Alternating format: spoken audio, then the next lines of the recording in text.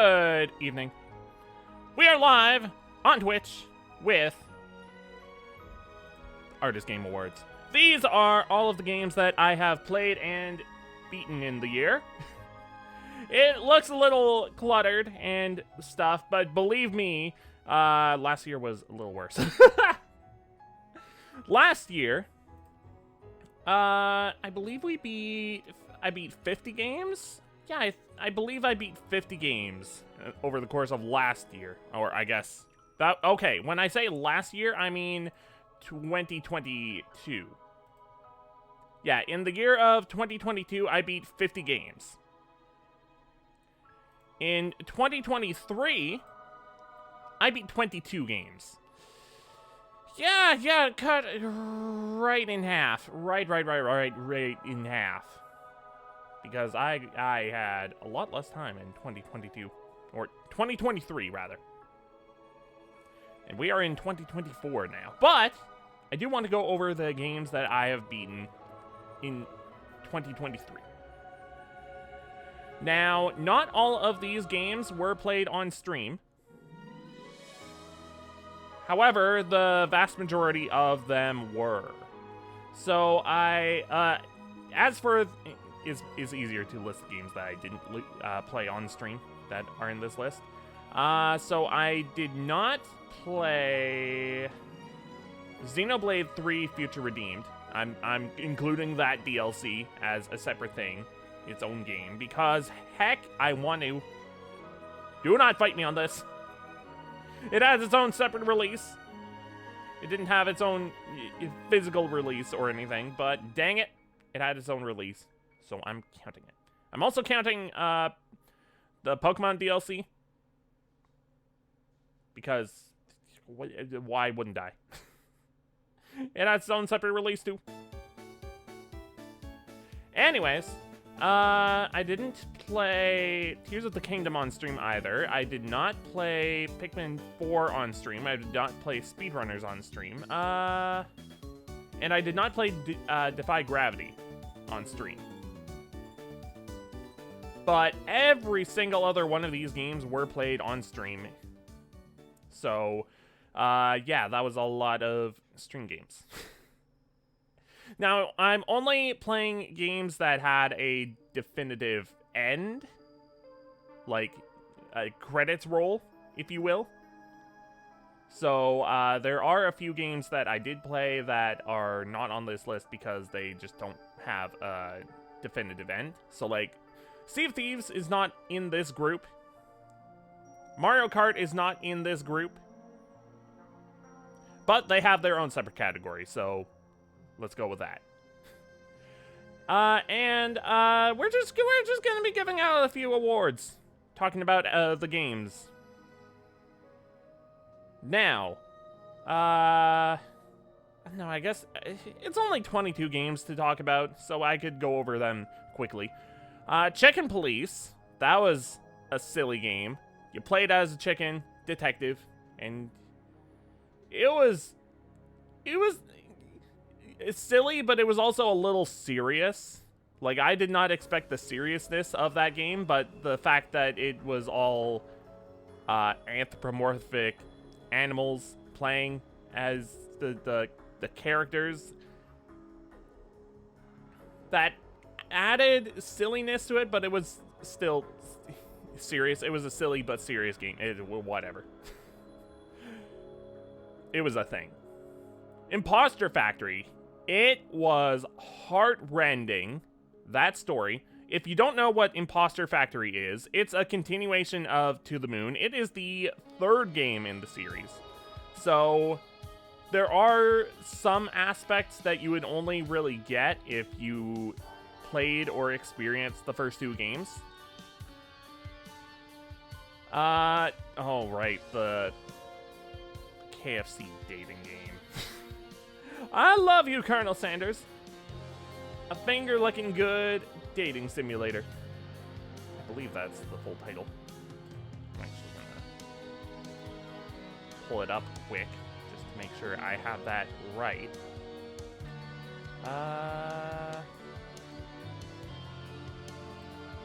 Steam page. Yep, I love you, Colonel Sanders. A finger-licking good dating simulator. Okay. That was also a silly game.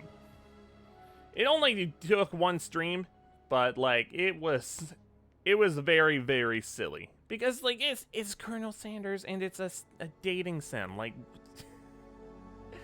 just pure silliness. Metroid 2, that was streamed over on YouTube, and I really enjoyed it. Albeit it would have been a little better if it had an actual in-game map, but if you have a map pulled up, it's a pretty good time. I enjoyed it. Not the most polished Metroid game, but it was literally the second game, so if you're expecting a lot of polish from that, you may want to look up for a different game, maybe, if you're just wanting more polish. But it was still fun. F-Zero. Holy moly, that was a difficult game. Like, wow. They did not pull the punches for F-Zero. And yeah, it's just a difficult game. Like, dang. But once you get a good feel for the controls, it's a lot of fun. Definitely recommend it, and I definitely recommend F-Zero 99, which they released later in the year. Crazy that they released that the same year that I actually played through it in full. Dang. Future Redeemed? Wow. I wanted more Xenoblade, and more Xenoblade I got. Fantastic way to cap out Xenoblade Chronicles 3. I don't... The thing is, you have to be able... Like, you mostly have to have played all of the other Xenoblade content in order to have a full appreciation of what it does and what the story does. But if you have played everything else, man, does it pay off in a lot of ways. Just wow. Really good. Really solid. I still have to beat the super bosses and stuff for that, but I'll get to that someday. Someday. Kirby Tilt and Tumble? Deceptively difficult because you're having to deal with the tilt controls. And they can be a little frustrating, just a little bit. And I still find it incredible that they got that to work on a Game Boy Color. And it's even more incredible that they brought the tilt controls back for the Switch version. Wow. Had a lot of fun with it, though. I still need to get all of those hidden stars, though.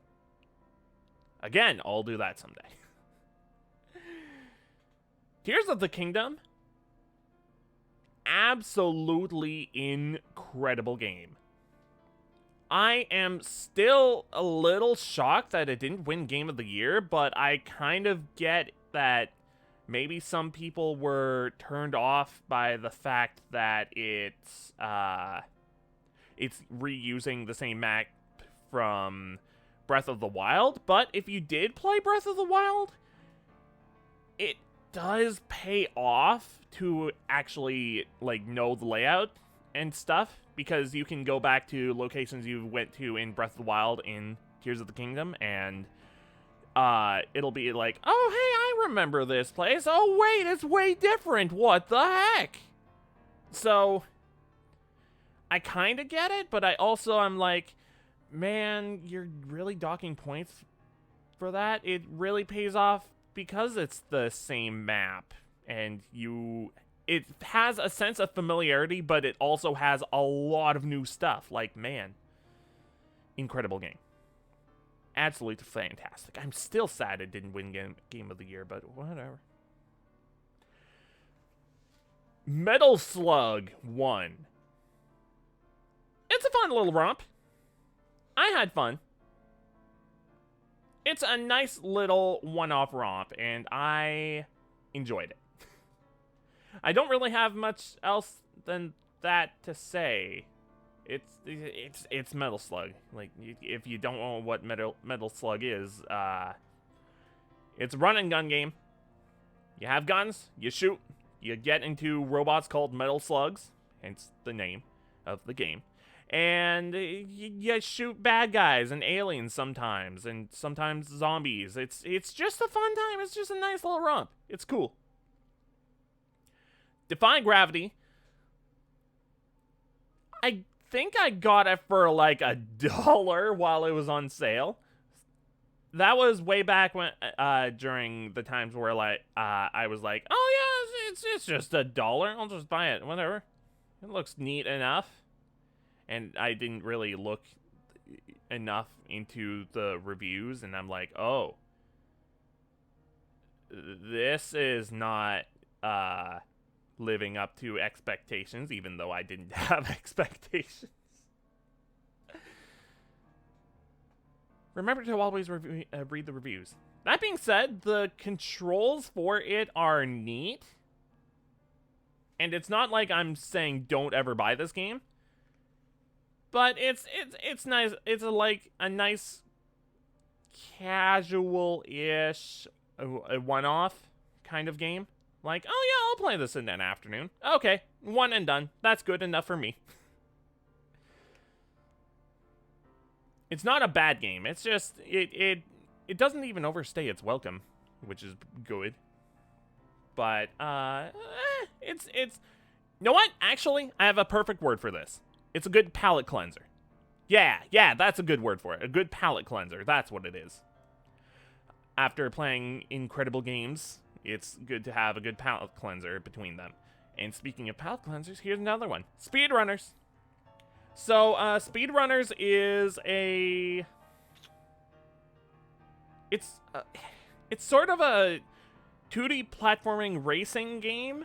So you have to race your opponents through these platforming maps, and it has 3 loops that you have to make loops around the map.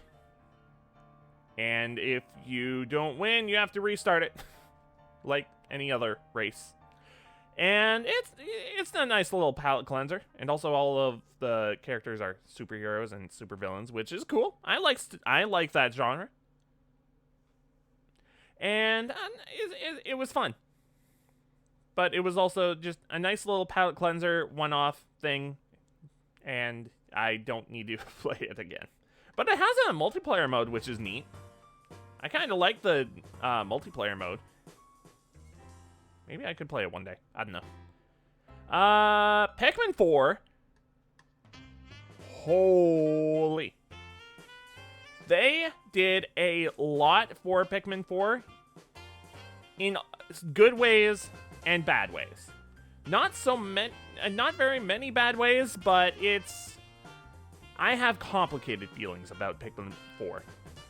I have been playing Pikmin games since the original on the GameCube, and I really like how they keep adding on to each other's games.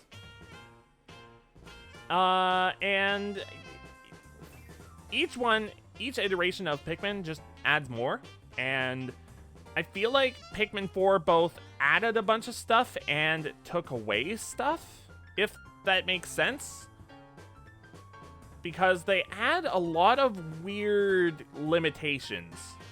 Like, you've always only been able to bring 100 Pikmin onto the field at once.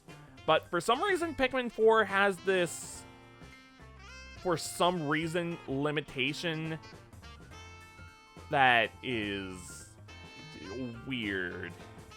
So first off, you can only bring 3 different kinds of Pikmin onto the field at once. So you can only have like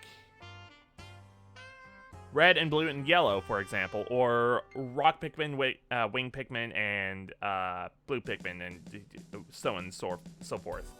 Like, you can only have 3 different types on the field at once, and am not a fan of that limitation. I'm just not. I'd like to be able to bring every kind on the field at once, but I don't know. That's a limitation I don't like.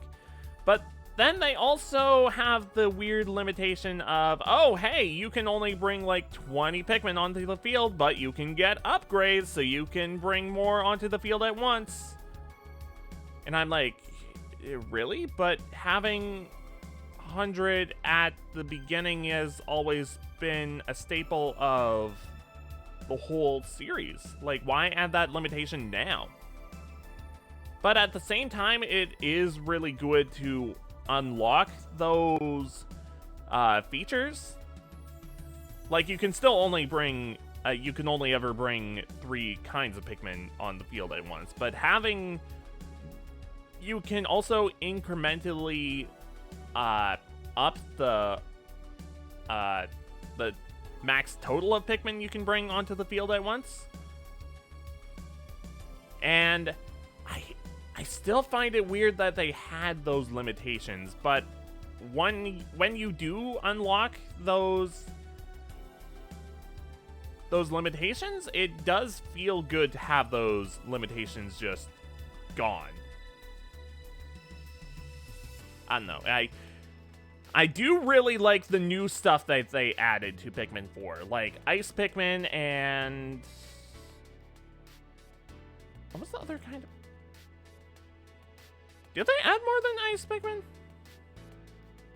Oh, right, Glow Pikmin. Right, Glow Pikmin are really cool, too. And when they first announced that you would be able to explore at night, like there was a nighttime mode, I was really excited to be able to explore at night. But then it's just separate tower defense mode instead of being able to explore those same places that you've been to during the day, except at night. No, I would have liked it. It's not a bad mode. I like it. It's just different from what I was expecting. So yeah, I have some complicated feelings about Pikmin, but in general, very, very, very good game. It's just complicated feelings about it. Excellent game, though. After Pikmin 4 was Persona 3 FES. Once again, complicated feelings, but absolutely solid game. That game plagued me from... did I start that game in February or March? I keep forgetting which day, which month that I started it in. I think it was like beginning of March, end of February. I think it was right around there that I started Persona 3 FES. And then when I was in the middle of that freaking game, they announced, oh hey, by the way, we're remaking Persona 3 into Persona 3 Reload. Really should have waited to play Persona 3. I had no idea they were gonna remake it. I thought the Persona 3 portable port was all they were gonna do with it. Should have waited. But it's fine. Persona 3 FES is a very solid game. I had a lot of fun with the story, and it was just a lot of fun to go through. However, it did take a very long time to beat that game. I almost want to say it overstayed its welcome, but it was just a really dense story. A really dense story that was really long. It didn't exactly overstay its welcome, but it came very close. If I had been going for every single thing in the game, yeah, maybe it would have overstayed its welcome a bit. but it was right on the cusp of overstaying its welcome. It was just a really, really long game, and it plagued me for literal months. I started it in late February, early March, and I ended it right at the end of August. So yeah, that's a long game to be a long time to be playing one game. And at that time, I was also playing Tears of the Kingdom on my own time, as well as Mario Maker for stream. So yeah, that was an interesting time to be just locked into the same 3 games, because I like to play a lot of games instead of just being locked into a few. So yeah, that was an interesting time. And it was just the same 3 games. I don't know, maybe I should have taken a break between a couple of them. But at the same time, for the for Persona, I was at least only playing it like, what, once or twice a week? No, not even twice a week. Like, it was, most times it was just once a week. So, yeah, that was, yeah, yep. Yeah, that's understandable why it took so long, though. If I was only playing once a week and it was a long game. So, yeah, that was Persona 3. Then came Nog. G-N-O-G. That was also a short palate cleanser, because I needed a palate cleanser for between long games. It was just a one-off palate cleanser, and it was fun. It was one of those, puzzle games that, like, you have to turn the object and push buttons, and it was nice. It was very similar to, oh shoot, what was the game again? Oh shoot, what was that game? Hang on, it's on the tip of my tongue. Hang on, I'm gonna look it up on YouTube. I think I have it in my one-offs playlist. Hang on. Playlists.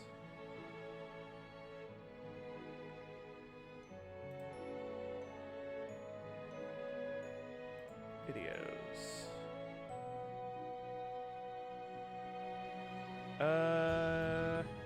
Did I not put it in my playlist? I don't think I did. Oh, wait, no, I did. Vignettes, that's what it was. It was very similar to Vignettes. Like, incredibly so. And I was actually shocked to find out that it was not made by the same developers.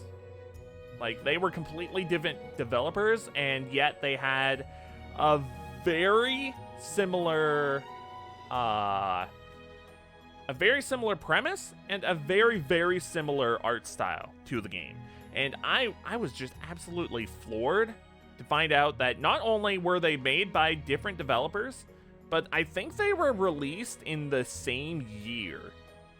I think it was even within, like, the same, I don't want to say the same month. I think they were within a few months of each other. Hang on. Vignettes. Yeah, Vignettes was released April 20th, 2017, and Nog was released May 2nd, 2017. So yeah, they were within a month of each other, which absolutely floored me. So, yeah, that was just really shocking to find out, because I really thought they were made by the same developer, that stream. But, no. Turns out, no. Not at all. it was, once again, a nice one-off palate cleanser between very long games. Pokemon Violet the Teal Mask. This was DLC for Pokemon Violet, obviously, and it was fun. A nice little bonus side story thing for Pokemon, and I like Pokemon. Pokemon is fun, and Kitakami is a nice little chunk for region. It's not its own region. It's not its own. I mean, it's kind of its own place. There are all kinds of different Pokemon that are there that were not in the main game.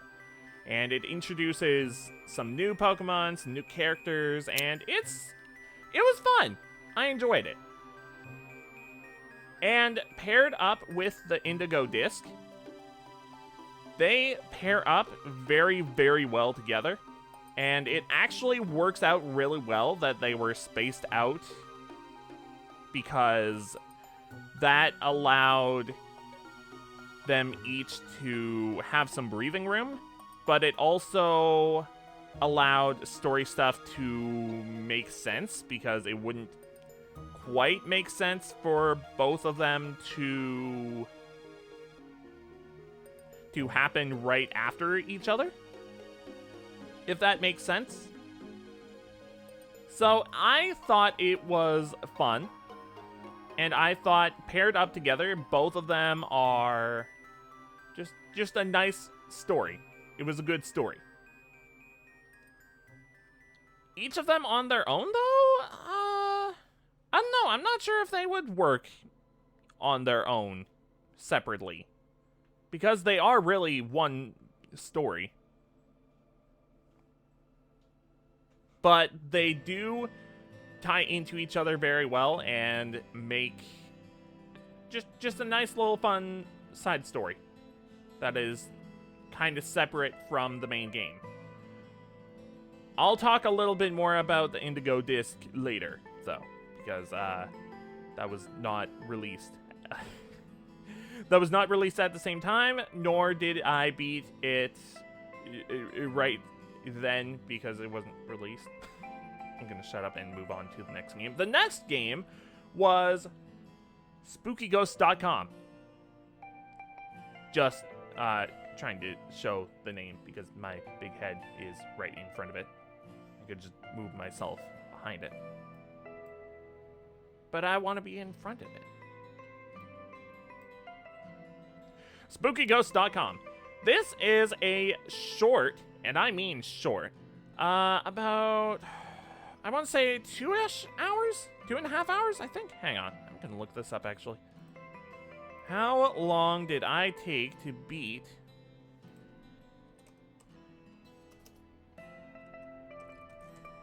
SpookyGhosts.com?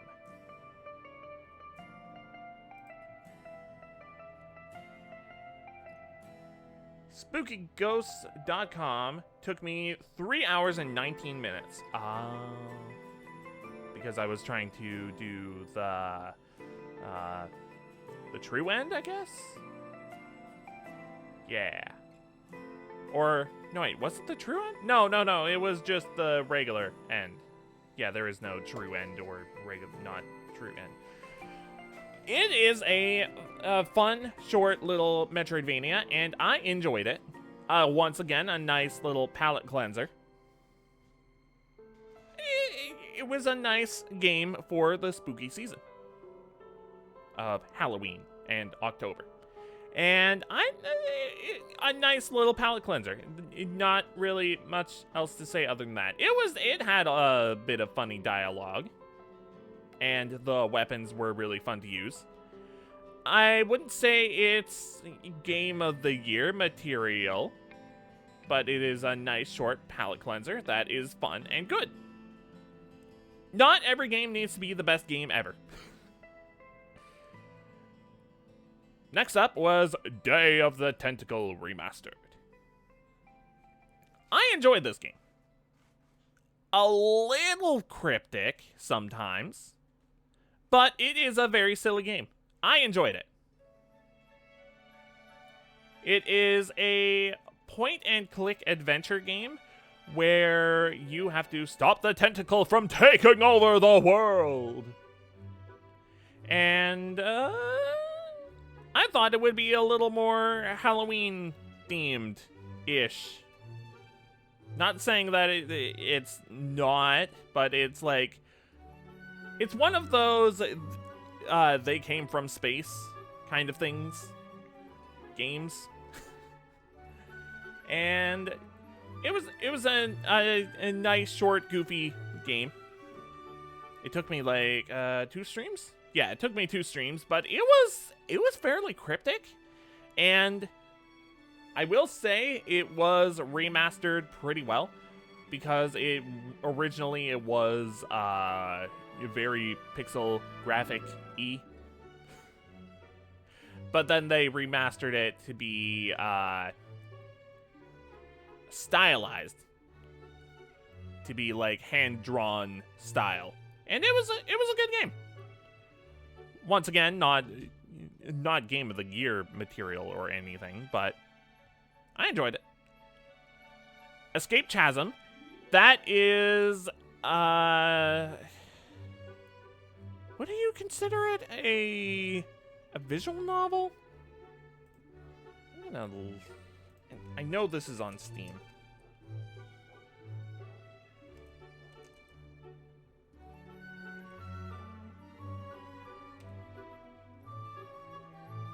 Is this not on Steam? I swear this was on Steam.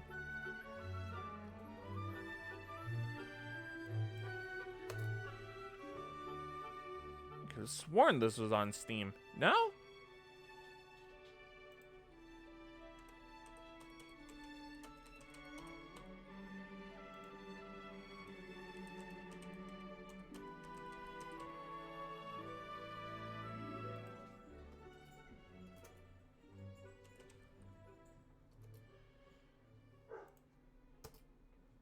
No? I thought it was on Steam. Huh. Okay, well, regardless, hang on.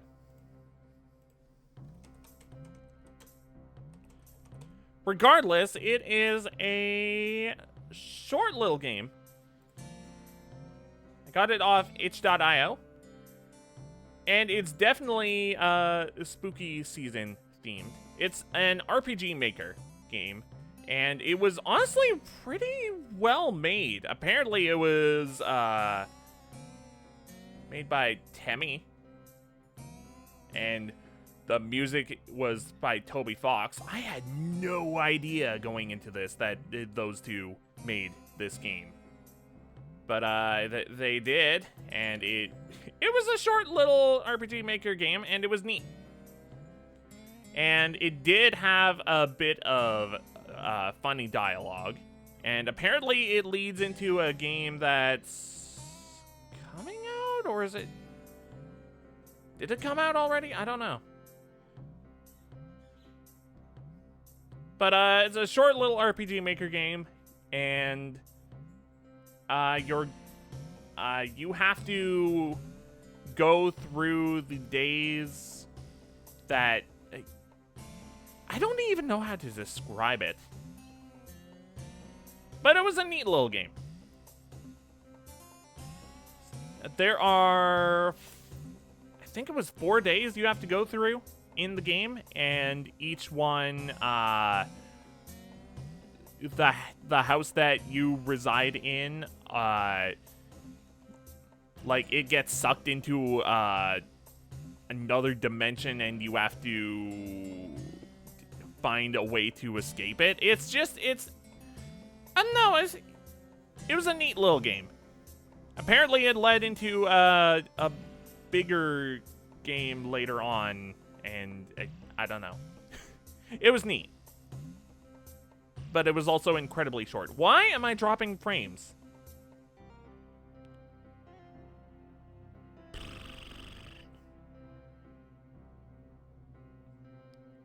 Apparently I've been dropping frames for a little bit. Okay, well, for this stream, it doesn't matter too much. So I'm just gonna try to ignore it. But yeah, Escape Chasm, neat little game. The Tender Cut. I was recommended this from one of my viewers, Calico. I was recommended it, like, what was that, like 2022? 2021? I was recommended it a while ago, and it was a nice short game. Apparently it was really similar to another game that I had played previously, Fractured Mind. And it was more up my alley as a Halloween game than a lot of others were. As in, it doesn't have jump scares, which is good. I don't like jump scares. And it was nice. It was a nice little game.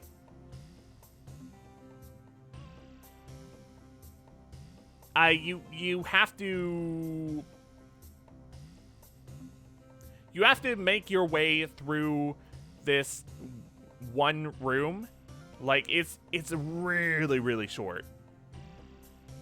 But you have to figure out all of, like, what all of the items do and do a puzzle with all of the items. I don't know. It's a short game. It's a really short game. Like, half an hour short. I don't really have a lot of opinions on it. I don't know. This is one that I have a lot of opinions on. Super Mario Bros. Wonder. Oh my goodness. What a great game. A lot of people, I heard, said that this game was the best 2D Mario game since Super Mario Brothers or Super Mario World, excuse me. Super Mario World being a benchmark for a really good game. You have to expect great things from a game that is touted as the best since the SNES era. And oh man, did it deliver. Super Mario Bros. Wonder has secrets, well, it definitely has secrets, but it more so has surprises around every corner. And it was an absolute blast to play through on stream. I have to say, what an absolute ride that was to play through. Albeit, it can be a little short, but I had a lot of fun. A lot of fun to play through that game. Just one of the best 2D Marios in a long time. And I am kind of surprised it was on the Game of the Year list, considering its length and because it's a Mario game. But regardless, it is a fantastic game, because they just pulled out all the stops for that game. Just freaking fantastic. Good job. Next up was Dungeon Defenders. This is a tower defense game where you have to guard the crystals and keep the monsters from destroying the crystals in the dungeons that you're in. You can invite friends online or is it locally? Hang on. I have to look this up. Dungeon Defenders multiplayer. Is there local multiplayer or is it just online?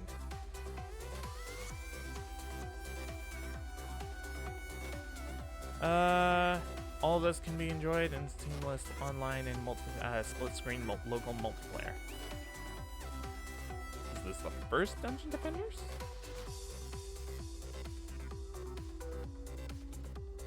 I'm gonna assume it is. Yeah, it looks like it is. Okay, cool. So yeah, you can play this both online and locally. And you just have to lay traps and attack. Do whatever you can to defend the crystals from the monsters, because they will try to destroy the crystals. And any game that is fun will have that fun be multiplied when you play it with friends. And Dungeon Defenders was a really fun game to play with friends. I enjoyed it. And so we come to the Indigo Disc. I did say this before, but paired up with the Teal Mask, the Indigo Disc is great. I'm not sure if it would hold up on its own without the Teal Mask. But, that being said, you do have to play the Teal Mask in order to play through the Indigo Disc. So, I guess you really can only label them as one product. But they did have separate releases, so I don't know. But regardless, they are fantastic. And the Indigo Disc specifically, it ties up Kieran's story arc really well. Shows him in a new light, and it's just a really good story for him. And also, not only that, but it introduces even more new Pokemon. Mostly, actually, no, it's mostly the opposite. So, some of them are evolutions for old Pokemon, and some of them are just flat out new Pokemon. And it's really cool. I like that. I like new evolutions to old Pokemon, and I like new Pokemon. So it's just new Pokemon all around.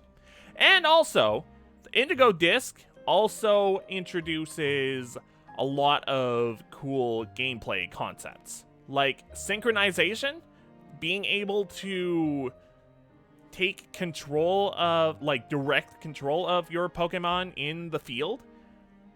That is so cool.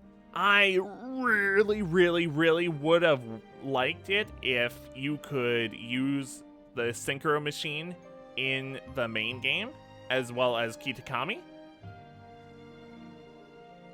Because being restricted to Blueberry Academy, I would have liked to be able to use it in the main game. That being said, the next gameplay addition is not limited to just Blueberry Academy. Freaking flying through the air without any limits. They unlock the full potential of your ride Pokemon. Whether you're playing Violet and have Miraidon, or Scarlet and have Koraidon. Once you beat that game, you can unlock the full flying potential of your ride Pokemon. And it is so cool to be able to fly through the air like that.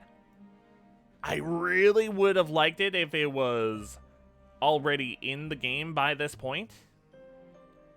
But the fact that it's even in the game at all, and you can use it in the main game Paldea and Kitakami, okay, fine.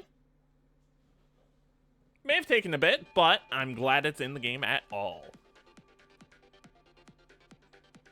So I have a really positive outlook on the Indigo Disc and the Teal Mask.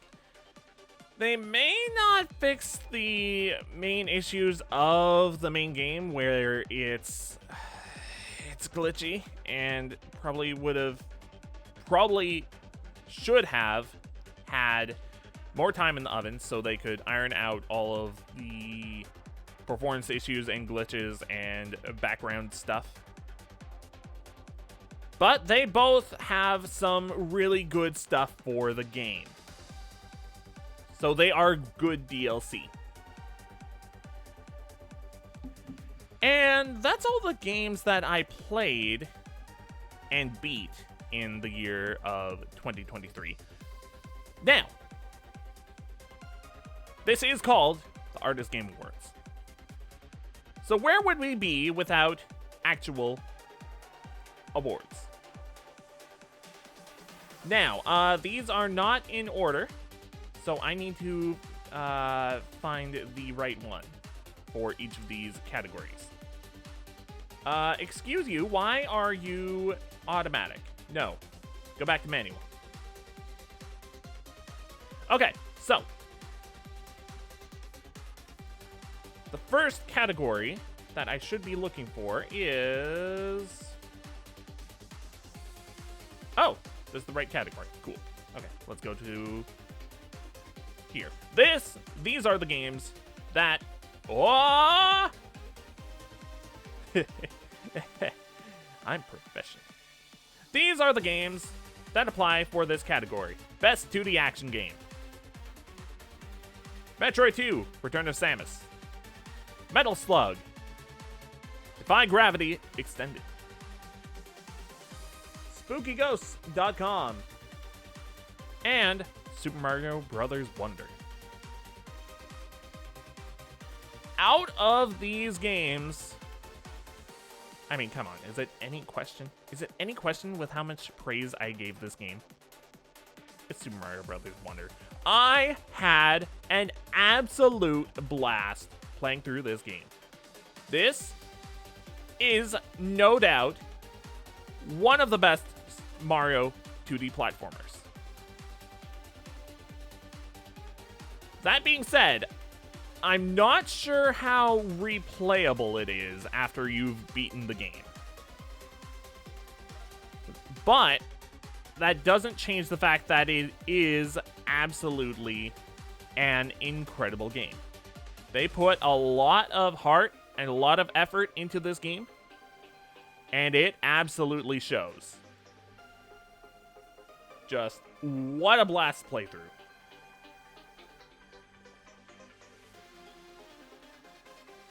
Sorry, had to take a sip of water. Because we're going to be talking for a bit. This was an absolute blast to play through, and I'm glad I did that on stream so I could get all of my reactions for this game. What an absolute blast to play through. Now, the next game the next game category, rather, for this list is... I was prepared. Action? Okay.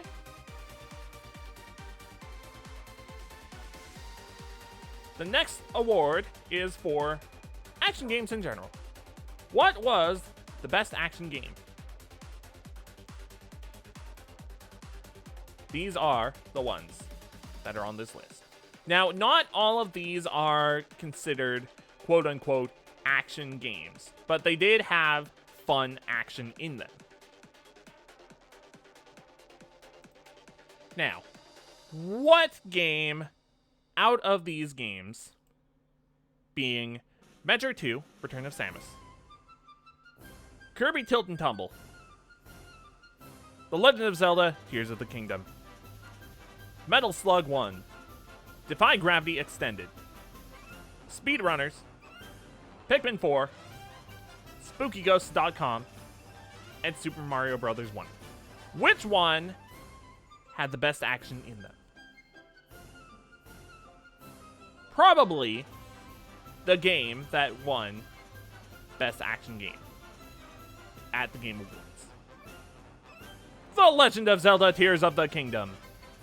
I sunk so much time into this ding-dong-dang game. because it is an absolute pleasure to play through, whether you're just going around on foot with the glider, or if you're having fun making all kinds of contraptions to ride on or to attack with, or just have fun with the mechanics of the game. It is the best action game here, and it has just a lot of really fun mechanics in the game. That being said, Pikmin 4 is a really, really close game because it has a lot of good action in it as well. It just doesn't measure up to Tears of the Kingdom, though. Best action in a game that I played this year.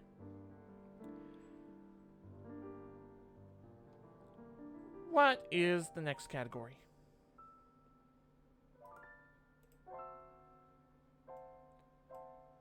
The next category is walk.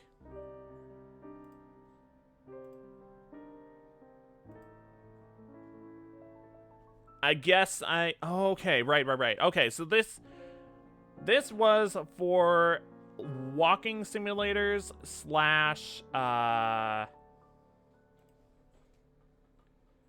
visual novels last year. Where is it? Just spoiling all of the categories. Probably at the end. Walk the walk. So this is for games that may not have a lot of action, but they are fun games. Because they have a good story or fun characters or what have you. The only game that I feel deserves this award for last year's games that I played is Imposter Factory. This game was absolutely fantastic.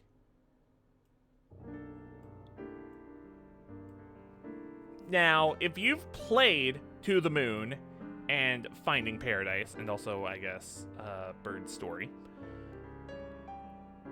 you would already know that this is top-tier writing, top-tier developers for visual novels and walking.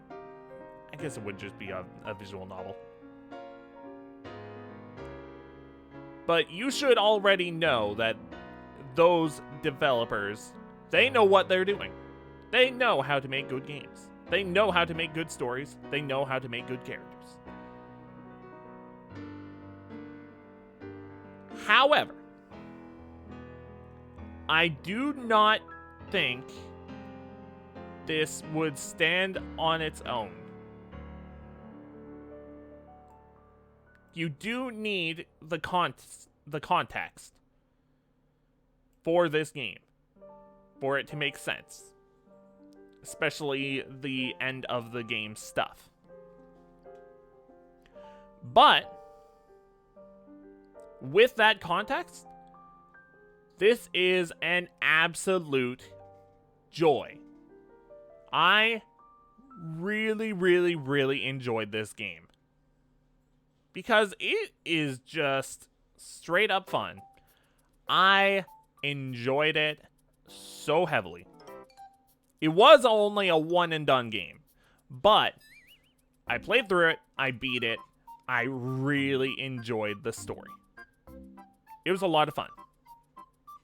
And it paid off in a lot of different ways. So I have to give this to this game. This award to this game.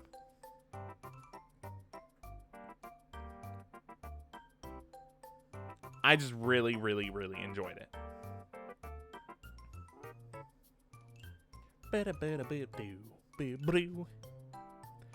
So, what's the next category?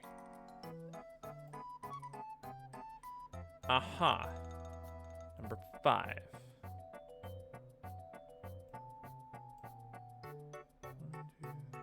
Short. What are the short games?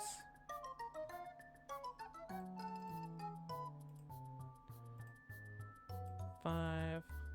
Okay, so this... Oh. I believe it would be short and sweet.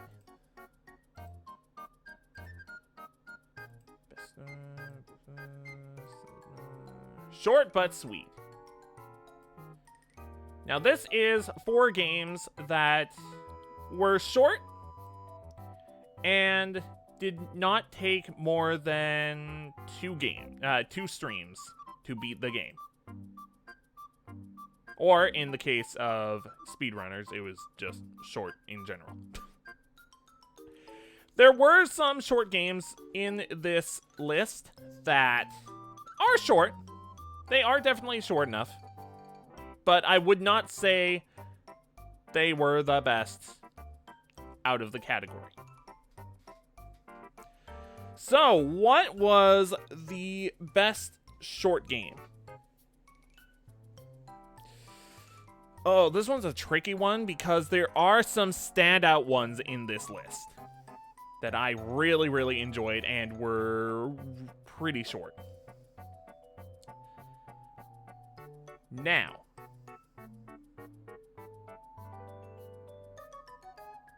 my opinion of this may change later. Because... actually, this is tough. This is really tough.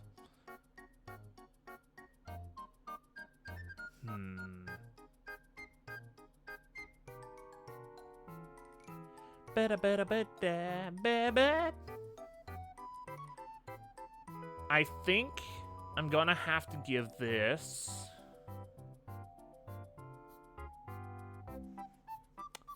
Okay, I think I've made my decision. I'm gonna have to give this one to Imposter Factory 2. It was so good!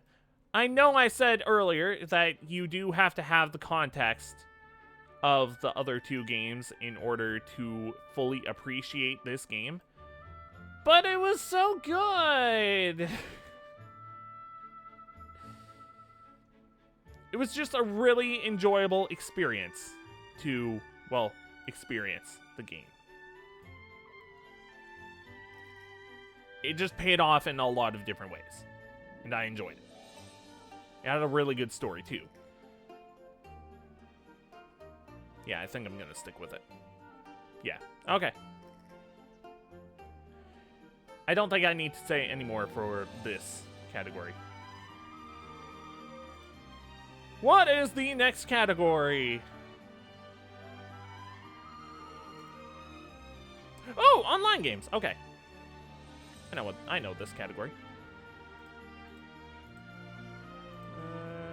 Best online. Now, this is a separate list from the other categories because these aren't games that you can beat. Now, let's go through it. I'm going to save the one at the top for last because that deserves explanation. Dead by Daylight.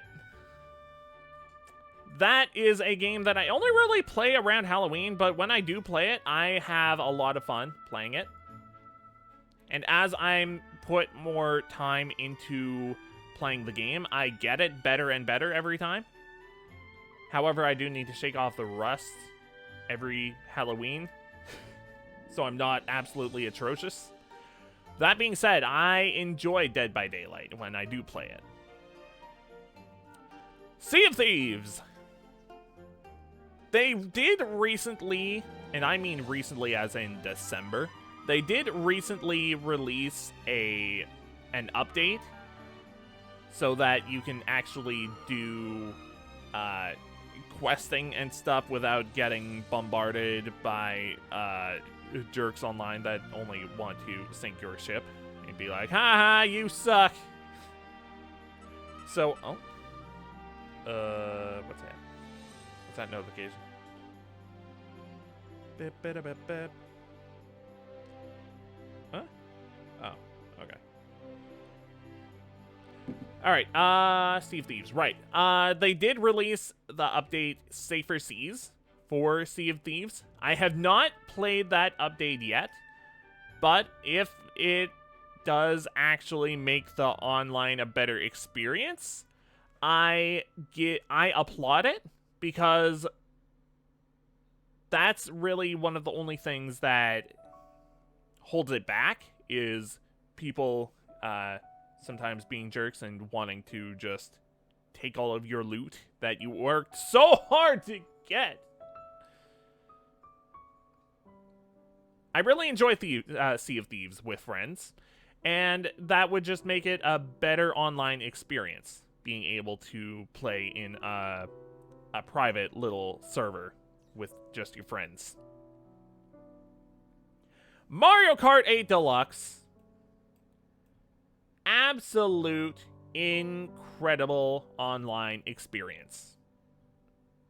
I love playing Mario Kart with friends, and it is just so good, so fun to play, and I just love to play Mario Kart with friends. It's just it's so good. And with the DLC that they released this, not only this year but last year as well, they doubled the amount of tracks that are in this game. Absolutely amazing. Like, doubling the size, that is absolutely absurd.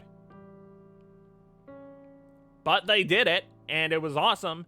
And I can only think of like 1 or 2 tracks out of that DLC that were not living up to expectations, I guess.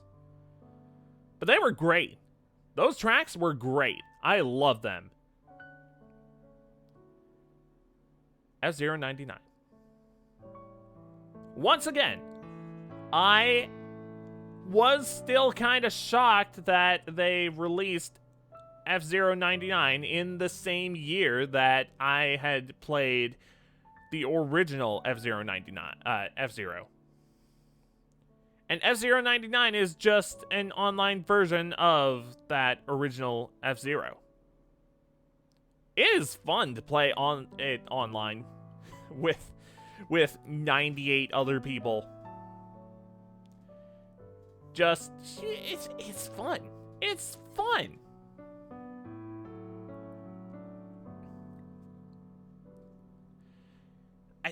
I just the fact that it took them that long to make it an online game is a little shocking, but it's still a really, really good experience to play online. I hope it stays around for a long time to come, and they keep releasing updates for it, because it is so good. It would be really sad if it just disappeared off the eShop one day, which, after seeing Mario 35 and how popular that was, and it still got removed, I could see F-Zero disappearing as well. But I'm hoping it sticks around. I hope it sticks around for a long time. Fall Guys. Fall Guys is fun. I enjoy the 3D platforming bean dudes. It's just a fun experience. I don't know what else to say other than that. Dungeon Defenders. Dungeon Defenders is fun. It's fun to play games with friends. Dungeon Defenders itself is... it's a nice palate cleanser. That's not to say it's a bad game. That's never to say that that's a bad game. I'm not sure I would play Dungeon Defenders on my own if I didn't have the incentive of playing with friends, but it's still a fun game. Super Mario Maker 2. I put so many hours into Super Mario Maker 2 last year. Like, I think half of my streams last year were Super Mario Maker.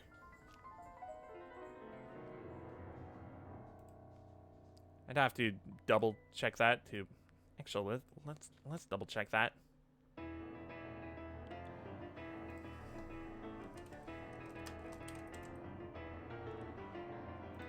Let's see. Out of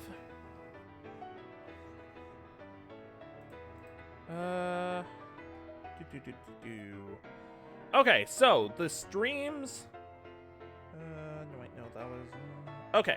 So the streams that were last year that were Mario Maker were 1, 2, 3, 4, 5, 6, 7, 8, 9, 10, 11, 12, 13, 14, 15, 16, 17, 18, 19, 20, 21, 22, 23, 24, 25, 26, 27, 28, 29, 30, 31, 32, 33, 34, 35, 36, 37, 38, 39, 40, 41, 42, 43, 44, 45. 45 streams! 45 streams of Super Mario Maker 2. That is a lot of streams. I think that's about half the year. Half of the streams last year. Maybe a quarter? It was a lot of streams of Super Mario Maker 2. I was worried that playing that much Mario would burn me out before Mario Wonder came out. It didn't. I had a lot of fun playing online maps from other creators. However, I was starting to get to the point of burning out by September. I could see myself going back to Mario Maker eventually. I'm not sure if I'm at that point yet. But I think it would be cool to play more maps because that game is actually endless because people are still, to this day, uploading new maps. And it's crazy that people are still uploading new maps. Like, it's just absurd the level of dedication that Mario Maker creators have. It's great because you have essentially an endless Mario game, which is why I feel like I think a lot of people were thinking, oh, are there actually gonna be 2D Mario Maker 2D Mario games after Mario Maker 2 comes out? But no, they made Mario Wonder after. It took a few years, but they still did it. I think Mario Wonder was the first time there was a 2D Mario game since Mario U? I mean, Mario U Deluxe came out on the Switch, but that was just a port of Mario U on the Wii U. So that's a huge gap. I mean, taking out Super Mario Maker 2, if you don't count that. But still, I'm getting off track. Super Mario Maker 2 is a fun game. There are a lot of really good maps on, or I guess, courses, levels. There is a lot of content in Super Mario Maker 2 that is fun. It does depend on what levels you play, though, because there is a lot to sift through in order to play, in order to find the real gold in Super Mario Maker 2. But I have had a lot of fun playing that game.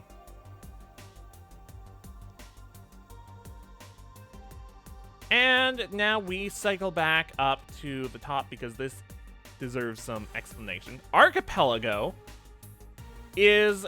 I included this in this game because this does require online connectivity. Not always with online people, but essentially Archipelago is a way to randomize your games with other people. Shuffling all of your items, or checks, as you may call them, with other people's checks in their games. You don't have to be playing the same game, but it is a lot of fun to be playing with other people. And I want to play more Archipelago. I really like Archipelago. I like playing games with friends, and I like being able to play my own game while also contributing to their games. It's so fun.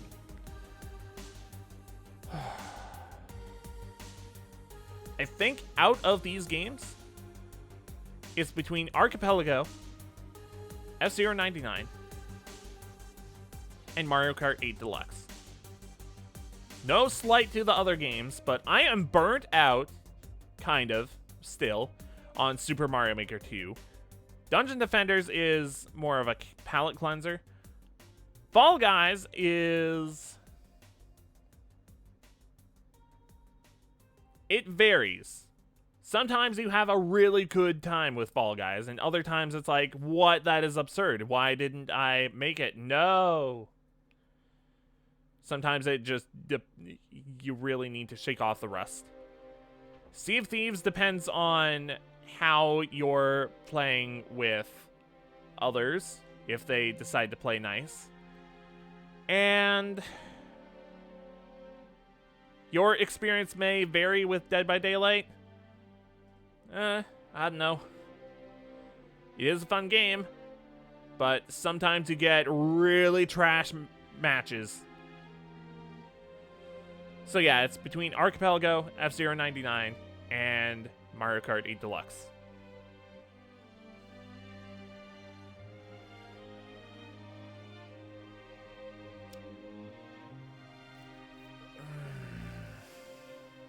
I think I'm gonna have to give it to Mario Kart. Ding. Mario Kart is an absolute blast to play. I am so glad I finally got to play all of the courses, all of the maps in Mario Kart 8 Deluxe. It is an absolutely fantastic game. I am glad that they came out with more DLC for this game, because otherwise I probably would not have gotten it, and I would have just kept just only having the Wii U version. I probably wouldn't have bought the deluxe version if the DLC hadn't come out, because it was the same game that I had been playing on the Wii U for how long? When did Mario Kart 8 Original come out? 2014? Somewhere around there? Without that DLC, it's the same game. But with the DLC, that DLC is fantastic. I love the DLC in Mario Kart 8 Deluxe. If it wasn't for that DLC, this award would probably be going to Archipelago. But Archipelago doesn't get that because Mario Kart 8 Deluxe gets it. That's just how it is. I really enjoy Mario Kart, and I have really enjoyed playing it with Jay. Jay is good people. And I really enjoyed my time playing Mario Kart 8 Deluxe. Not only with him, but in general. Very good game. I like it. And would you believe it, Mario Kart 8 Original, rather? That was my only real, that was my first experience playing Mario Kart. That was the first Mario Kart that I had owned, actually. Let's rephrase it to that. I had played Mario Kart games before, but they didn't really click to me until Mario Kart 8 came out and I actually experienced it. Let's go on to the next category. What's this category? Number 7.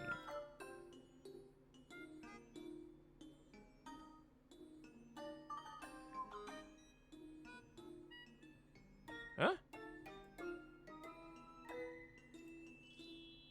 Wait, I'm confused.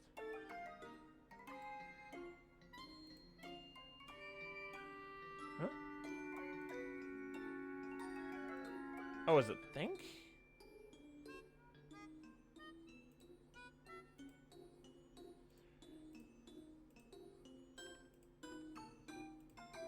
Seven. Okay, I guess this is makes you think. Okay.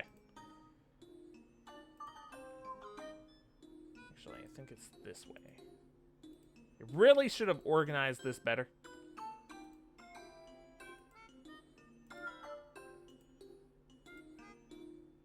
Makes you think. Okay, this is the category for games that make you think. You have to have a lot of thinking skills. You have to put your thinking caps on. This isn't just for puzzles or puzzle games, but you have to have a lot of strategy, a lot of thinking power for these games. The games are Legend of Zelda, Tears of the Kingdom. You have to have a lot of strategy to go around and fight your enemies. Like, sometimes you want to be really stealthy. Sometimes you need to put on your thinking caps for how does this machine work? How is the best way to put together this machinery in order to make things fly? Sometimes you need to solve a puzzle because there are 5 dungeons, 5 main dungeons, 6? There are multiple dungeons in Tears of the Kingdom that you need to beat in order to beat the game. Now, there is action involved in this game, but you do need to have a lot of thinking power for it. Pikmin 4. A lot of strategy is involved in this game. It is, of course, a strategy game. And what do you need for strategy? You need to think. Persona 3 FES.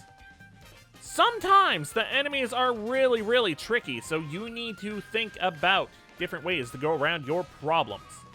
Different ways to interact with your foes, your enemies. You need to put on your thinking cap. And Nog.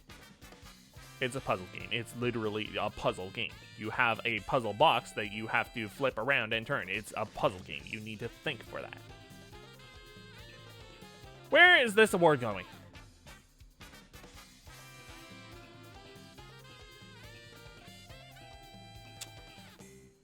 Well, there's only one real answer for this. Because it's Persona 3. This game pushed my thinking power to the max for its required thinking power you need for it. Even just making this sentence is requiring a lot of thinking power. This game was difficult, and it required a lot of, okay, what is this thing weak to? Oh, it's weak to this, but it has this thing to counteract that, so you need to go around it by using this strategy. This game required so much of that. Wow. Just a lot of strategy that you need for this. For this dang game that took forever.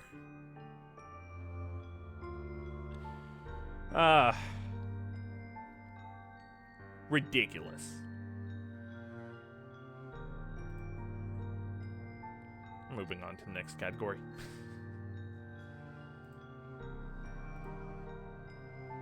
And what is this category? It's number 8, and number 8 is...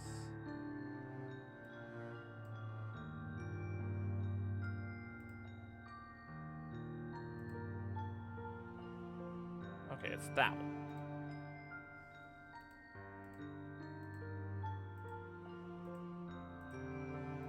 Let me just find it.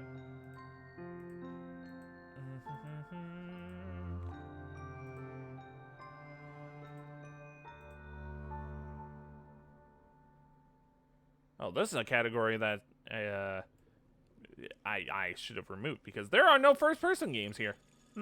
Weird. Just plain fun. This is the category for this one. Ooh. Out of these games, which one was just plain fun?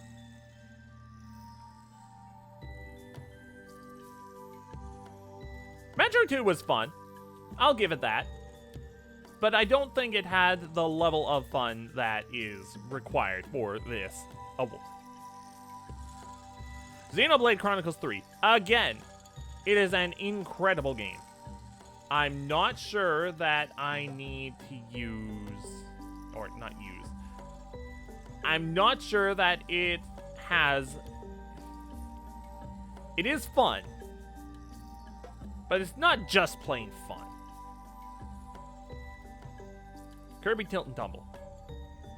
That has a lot of frustration behind it. More frustration than anything, really.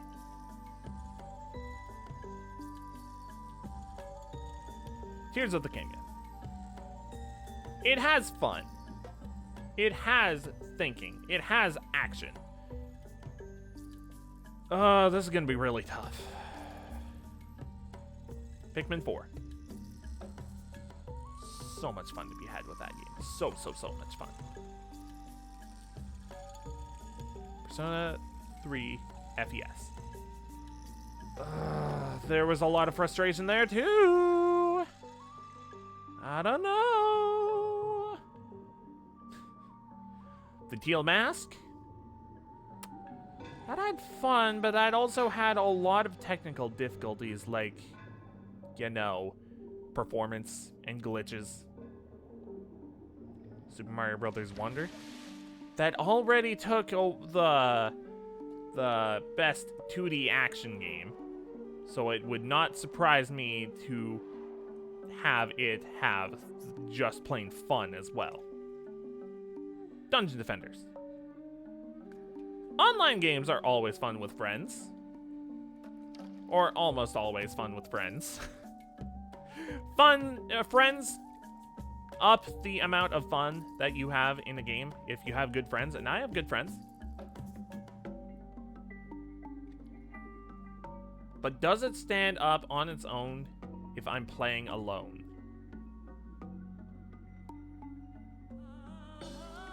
Indigo Disc. Second verse rhymes with the first. It is a lot of fun. It adds a lot of really cool stuff. But the performance.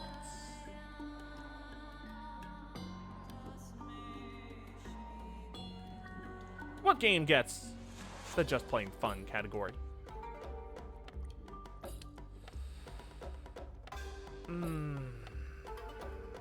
There are 3 that I'm eyeballing.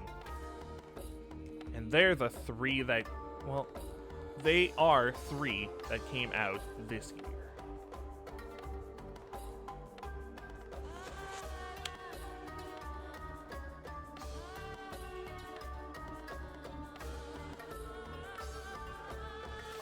Okay.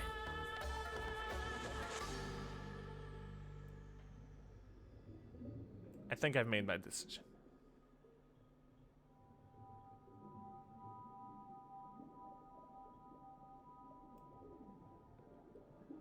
It's Pikmin 4. Pikmin 4 is so much fun. And the thing about Pikmin 4 is you can play for just a little bit. If you're playing Tears of the Kingdom, you're invested. You're like, ooh, shiny thing. And you're playing for like hours upon hours upon hours. You're having fun while doing it, but you can't really play it in short bursts like you can with Pikmin 4. In Pikmin games, you have the time limit for each day. So you're like, okay, I can play just one more day, but this is also a good point to stop off at. But also, I could play another day and it would only be like 15 more minutes. And 15 minutes is not a lot of extra time, as opposed to, oh, shiny thing leads to shiny thing, and then shiny thing leads to shiny thing, which leads to shiny thing, and then shiny and shiny and shiny. Like, there's just no end with Tears of the Kingdom. It's a lot of fun, and you're having a lot of fun doing it, but Pikmin 4 is better for short bursts like that. Like, you're not limited to having to play in short bursts with Pikmin 4.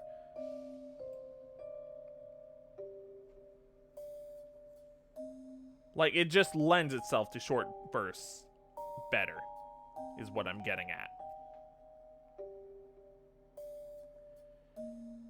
Yeah, I think I'm satisfied with that.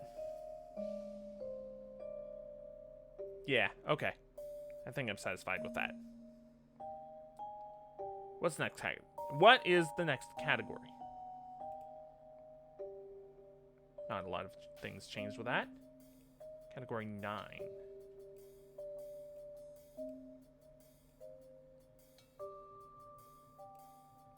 Oh, OST. OST. OST.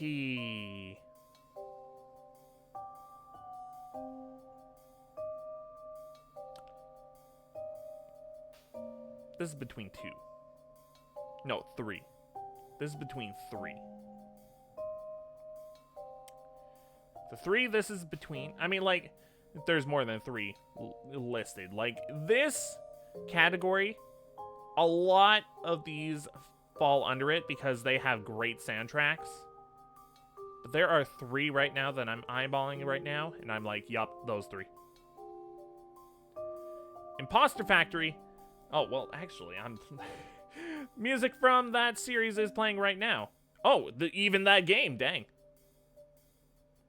Like, that should already show, hey, I like that soundtrack. That soundtrack belongs in this playlist because I like that soundtrack so much.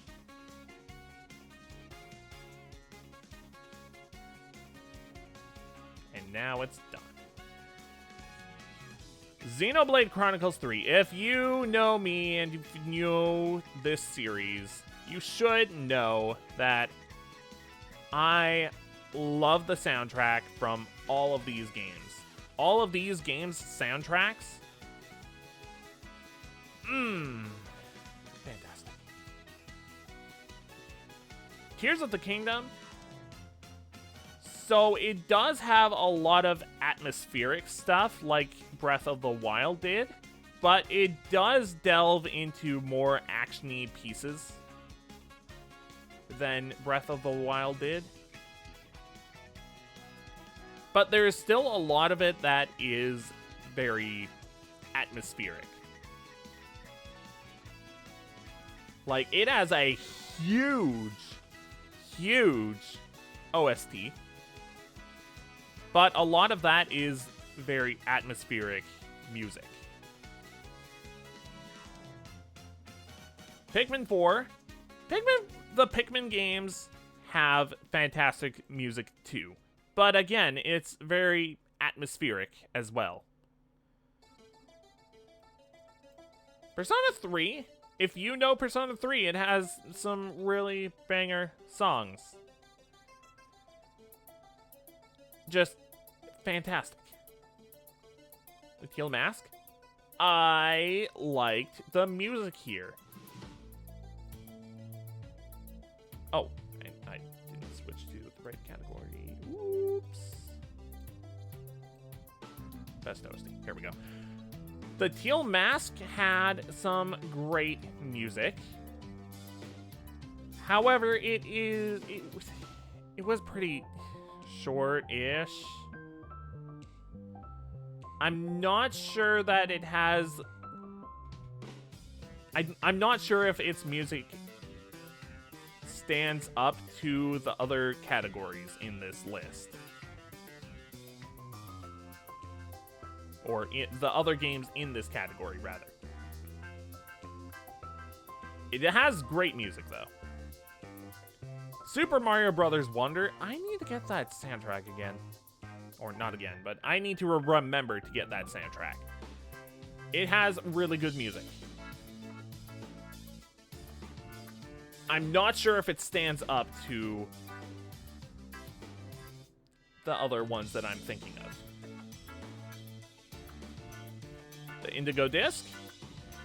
It has a lot of callbacks to other Pokemon games, specifically the Unova region.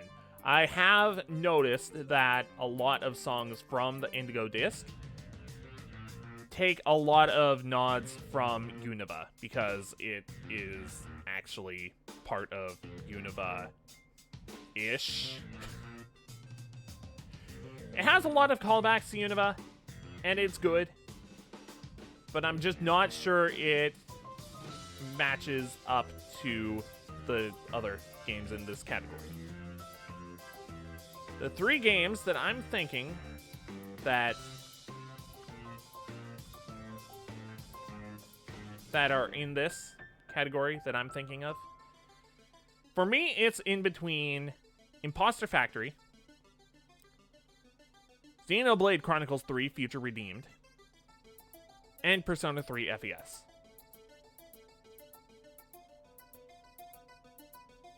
I feel like I would be a traitor if I didn't choose this one. Boop. Persona 3, not Persona. Xenoblade Chronicles 3. Too many threes, man. Xenoblade Chronicles 3 Future Redeemed. I love the music in this game. I love the music in all of these games. They got an absolute masterpiece of music. A masterful musician, rather. A bunch of masterful musicians. Composer, there we go. They got a masterful composer for these games. I love it. I love the music in all of these games. Fantastic. I love it. I feel like I would be a traitor if I didn't choose this game for this category. But Imposter Factory and Persona 3 are definitely the other standouts for this list.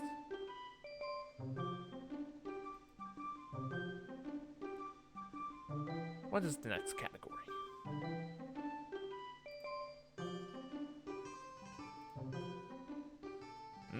Not very much changed here either. Number 10.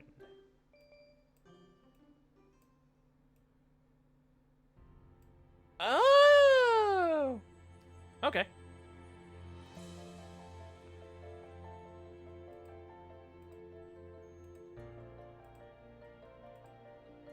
Boo.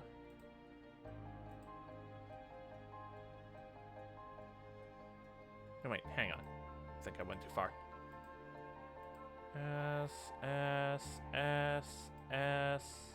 Most rewarding end. What game had the most rewarding end?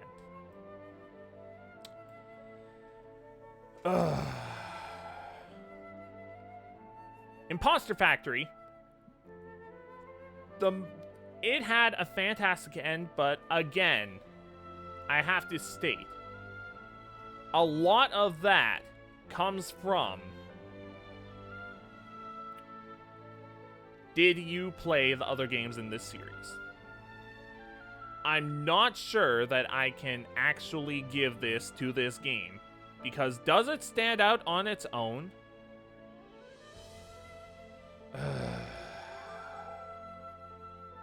Does it stand out on its own if you have not played the other games? I'm not quite sure. Metroid 2 Return of Samus. That was satisfying in itself because it was one of the only Metroid games that I had not finished. In fact, I think the only Metroid games that I have not finished yet are... What? Metroid Prime Hunters. Yeah, Metroid Prime Hunters. Metroid Prime Pinball, which both of those are side games, technically. Federation Force, which I don't think I'll ever play. Because, again, that's a side game.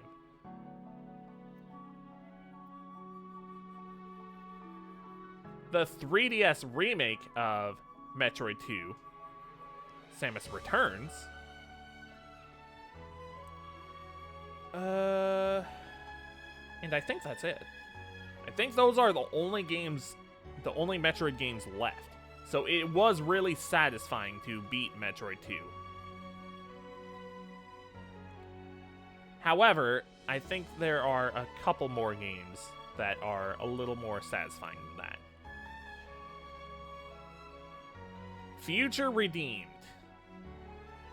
It is kind of in the same boat that Imposter Factory was in, where a lot of the satisfaction comes from the fact that I did play the other games in the series. Does it stand out on its own? I think it definitely stands out a bit more on its own than Imposter Factory does stand on its own. Tears of the Kingdom. It definitely stands out on its own.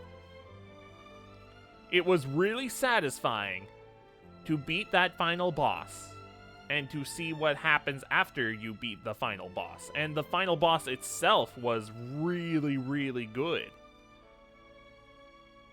Oh, this is a rough category. Pikmin 4. Now, the thing with Pikmin 4 is I did everything, and I mean everything in that game. I 100% completed that game. So it was satisfying to beat that game, too. Persona 3 FES. That was satisfying in its own way, because that one took an eternity to finish. Oh, man. This one's a rough one. Oh, and then there's the Teal Mask and the Indigo Disc. That one had their own satisfying ending, their rewarding ending.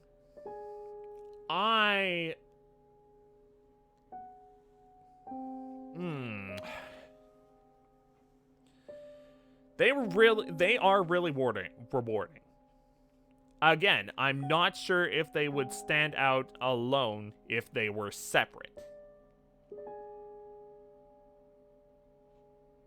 I just don't know. I'm gonna have to dock points for that. Just like I did with Imposter Factory. And of course, Super Mario Bros. Wonder. That was a really satisfying end,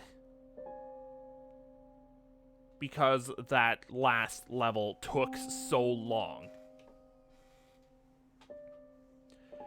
Oh. Really, really difficult choice. I think I have it in between 3 right now.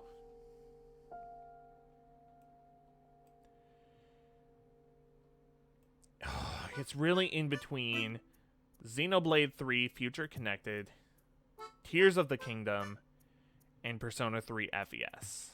Oh, why did I make this so hard for myself?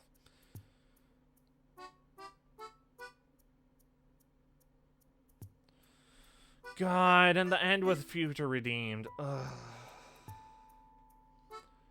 But the reason why that one felt so rewarding was because I played the other games. But Persona 3, you don't need to play the other games. In fact, it's recommended that you don't, because they may have aged a little poorly. Dude.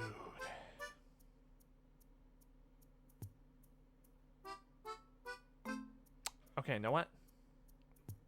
You know what?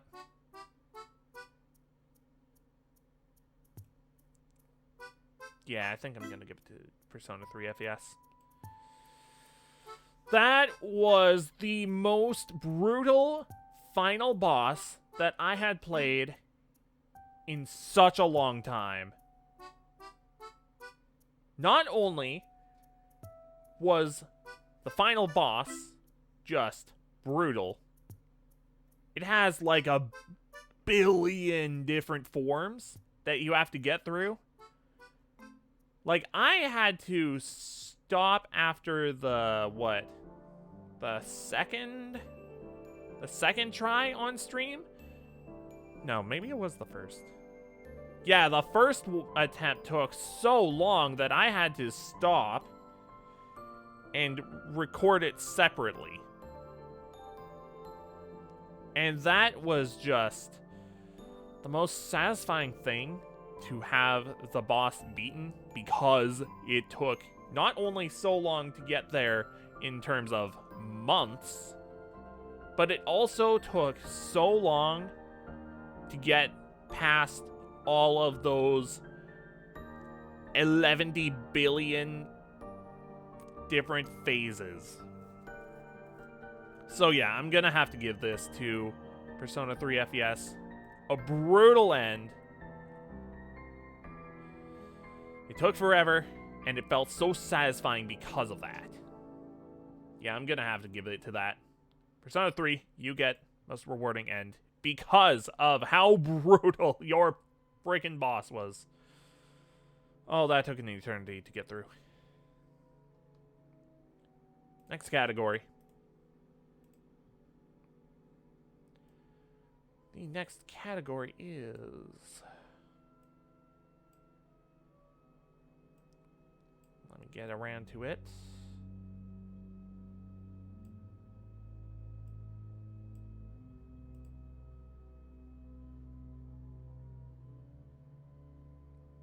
Okay. The next category is the silly game. Silly Billy. What is the silliest game that I played this year? Was it Chicken Police with anthropomorphic animals? Was it the Colonel Sanders dating simulator?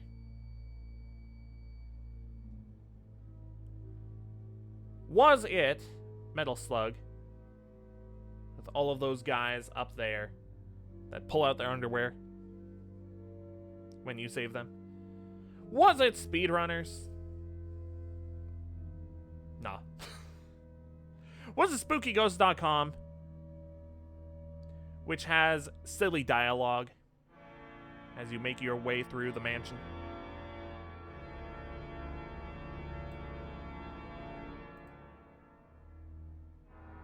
Suddenly organs. And not the kind that are in your body. Was it Day of the Tentacle, which is absolutely chock full of silliness in its dialogue? Was it Escape Chasm, which had that silly room at the end with Temmie and their silly dialogue? Did the guy need to be buff? Yeah. Okay, fair enough.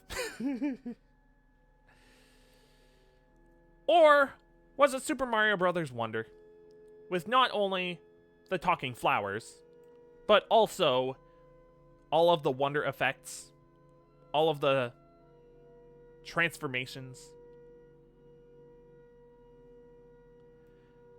I think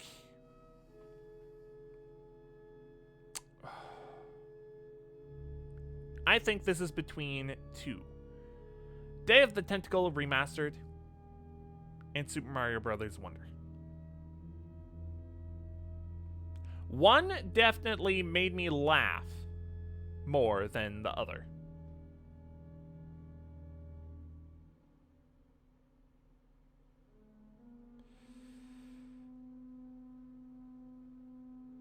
But the other one was silly. I know that it was intended to be silly, but it came off as, oh, Ha ha ha ha. I guess that's weird and silly, but it's not my humor. This one's a really hard one too. This award goes to Super Mario Brothers Wonder. It had so many silly wonder effects. I loved it. It was great. I laughed so much. So many good laughs. So much unexpected stuff happened, which is the whole appeal of Super Mario Brothers Wonder. Such a good game. I loved it. What is the next category? Oh, ha! Aha! I already know what this one is. This one...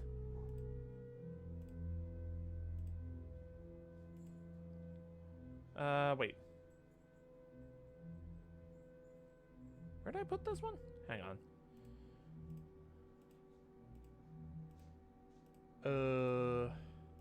Oh, there it is.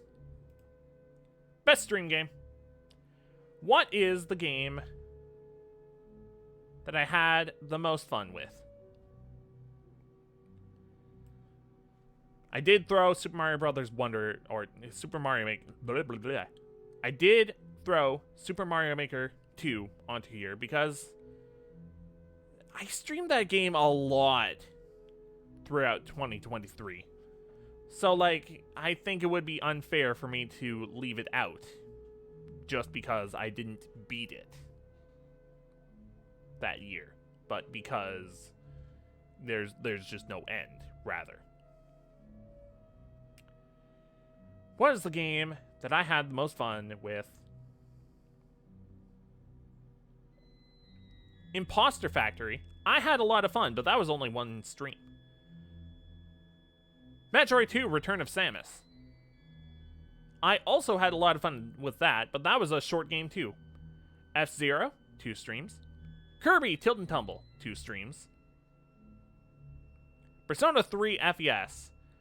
I have a lot of mixed feelings about because it was such a long game. It felt satisfying to beat, but I feel like it wasn't the best stream game because I don't know, people don't really come to the long JRPG streams because long JRPG. That being said, it's not like it was completely dead in there during those streams.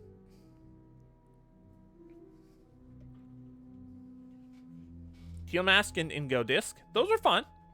Not the best stream game, though. Dungeon Defenders, surprisingly a really good stream game. I got a lot of chat interaction with that. Like, a lot of people came out to hang out and enjoy it because they enjoyed Dungeon Defenders, I guess. That was a good stream game. Super Mario Brothers Wonder, I enjoyed it.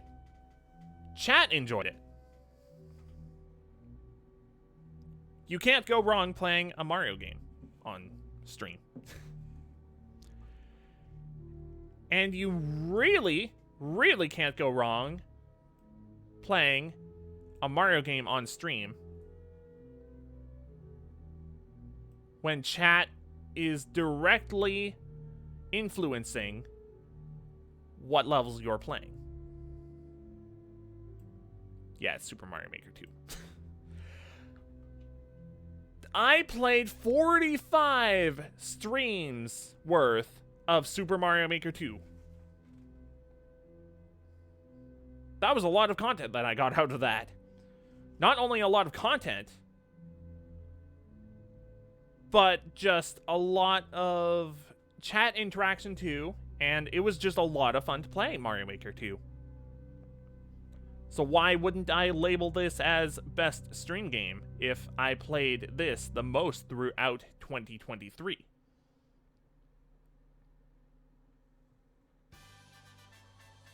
this is the best stream game of last year.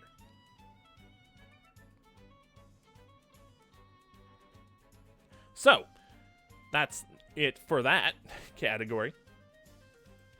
What's up next?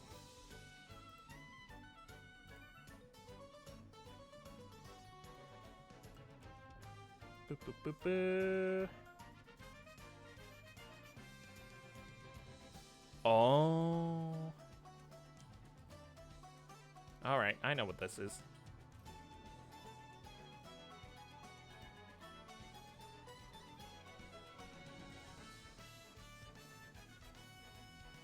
Oh, sweet, sweet, sweet vengeance. This is the category for games that I abandoned or almost abandoned because for one reason or another, but mostly because of either how difficult they were or how long they were taking to beat. F-Zero. Such a difficult game. I almost completely abandoned that when I didn't finish it on stream. But one day, I was like, I want to beat a game because I haven't beaten a game since Metroid 2. And I wasn't even remotely close to finishing Xenoblade 3. Oh, wait, no, hang on. Yeah, no, actually, this was right before Xenoblade 3 Future Connected came out. So I was like, I want to beat a game before that comes out because I know that's going to consume all my time. And once I'm done Future Redeemed, it's only going to be like a week until Tears of the Kingdom comes out. So all of my game time would be dedicated to those two games. So I wanted a game to finish. So, yeah. Defy Gravity is a game that I abandoned like years ago. It was supposed to be a pretty short game and not a super difficult game.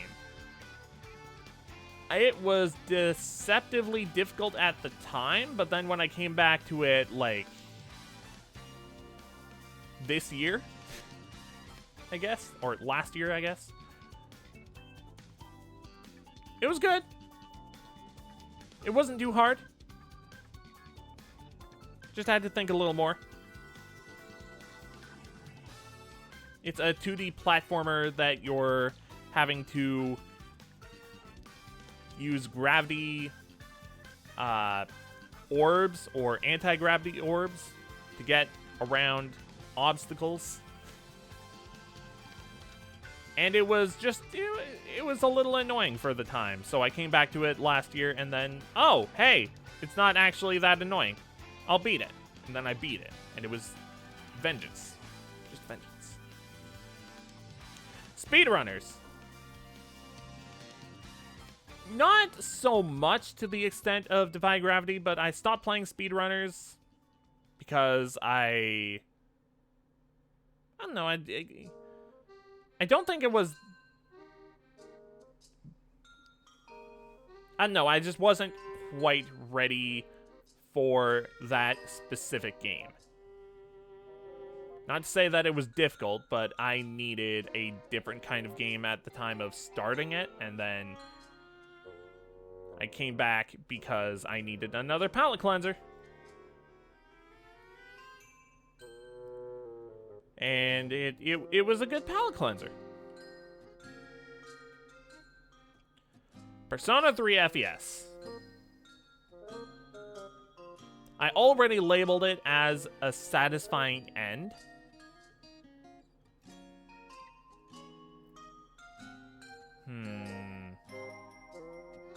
I forgot this category was here. I might go back and make a revision because I forgot this Vengeance star was here, this award.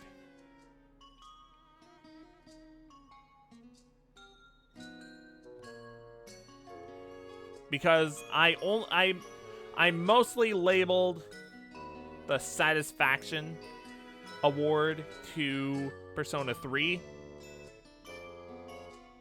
because of how satisfying it was to finish it, because I wanted revenge. I think this one actually fits Persona 3 better. Yeah, Persona 3 gets this. And then I'm gonna go back in time.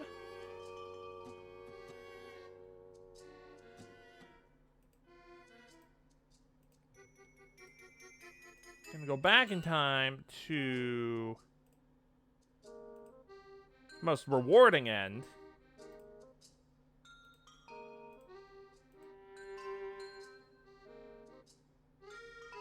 And I'm gonna... And I'm gonna give this to Xenoblade 2. Because I forgot the Vengeance Award was in this. So yeah. Xenoblade 3 gets most rewarding end.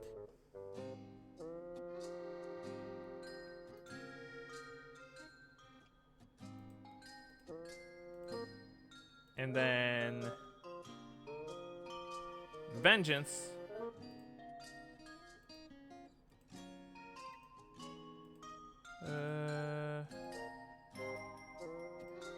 Oop. Sweet Vengeance goes to Persona 3. There we go. Fixed it! Almost done. Still have a few more categories to go to. And this category is...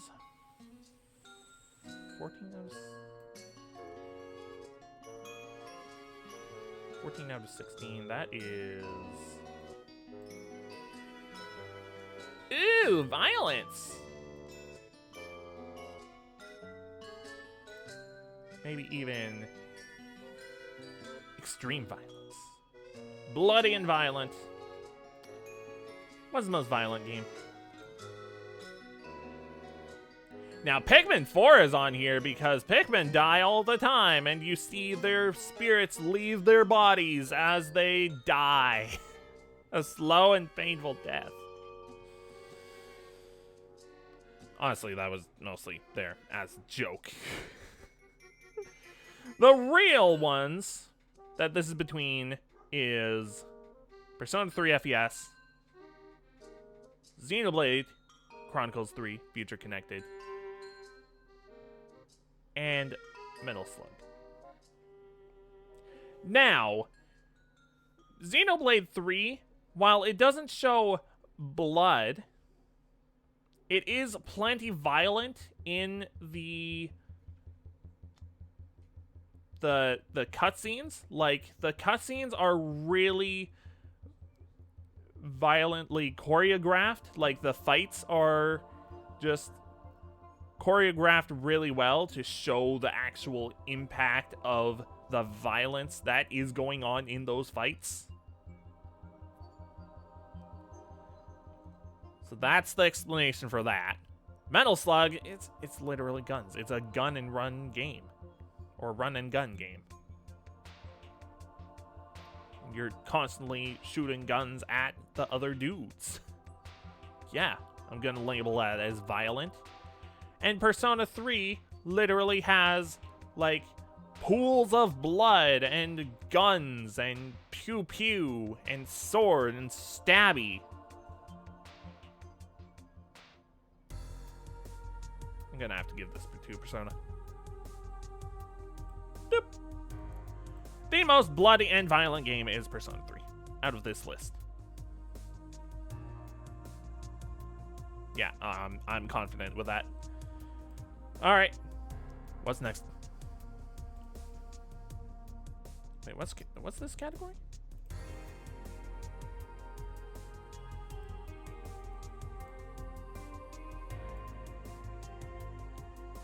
Oh, best story. All right. Story time. What's the best story? The best story out of all of these.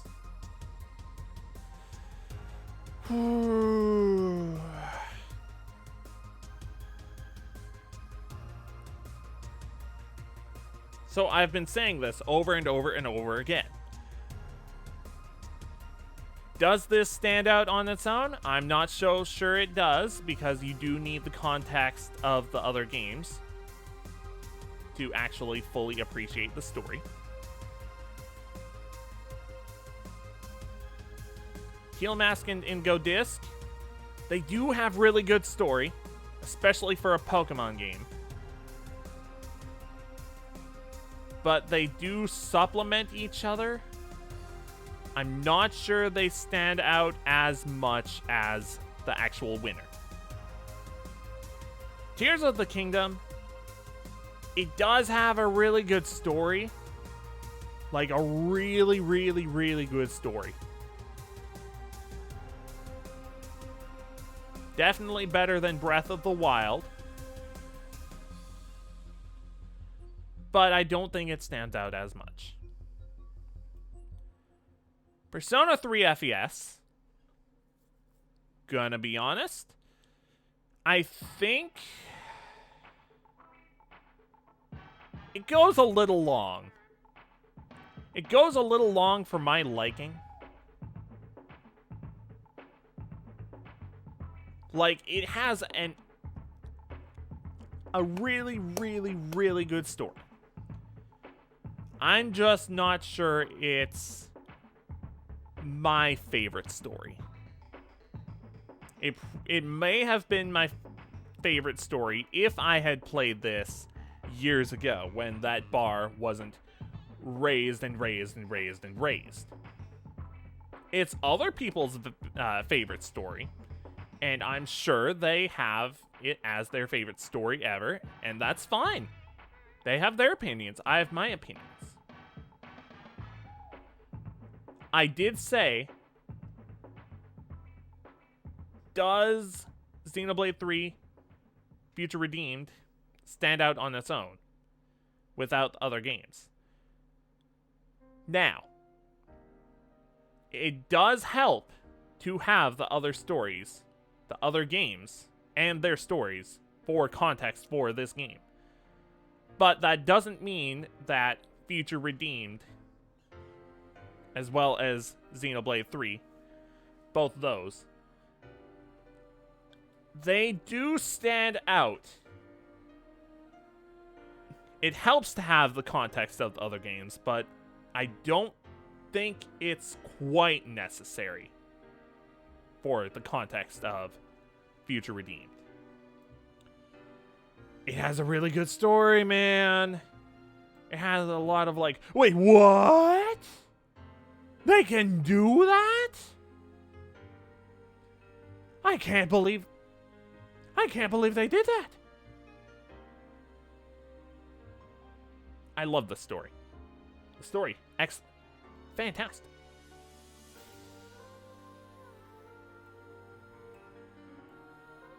Master storytelling. So yeah, I'm giving the best story to Future Redeemed. And if you want to throw a fit at me, then whatever. Come at me. And so, we come to the final category.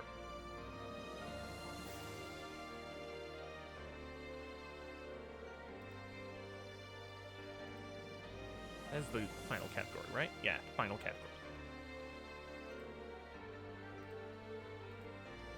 If you've been paying attention to these stars, you should probably already know what the final one is. Game of the Year of the Year.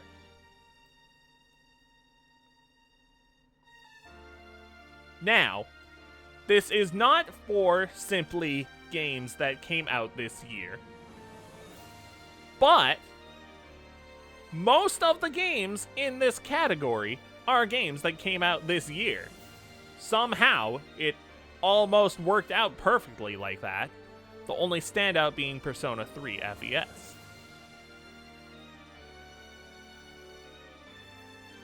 Now, I loved all of the games in this section.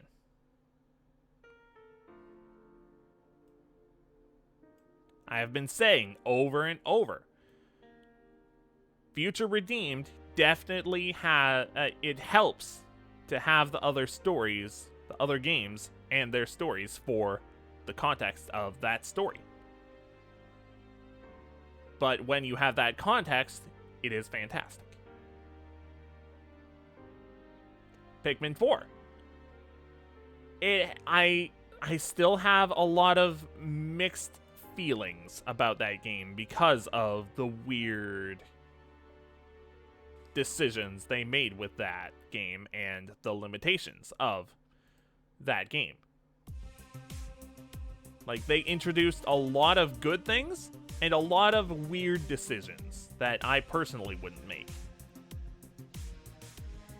Persona 3 FES, again, by the time I was done with that game, I was done. That game was so long, but it was partially my fault because I decided to stream that game instead of just playing it on my own. Maybe I would have enjoyed it better if I had played it on my own, or if I had decided to just play that game. But if I had just decided to just stream that game, like just that game only until I finished it, oh, that would have killed my channel. Not that it's doing any better right now. I mean, YouTube's doing fine. It's just Twitch. That's just dead in the water. The Teal Mask and Indigo Disc. Again, the performance issues. If they didn't have those performance issues, they would have a better chance of getting Game of the Year of the Year.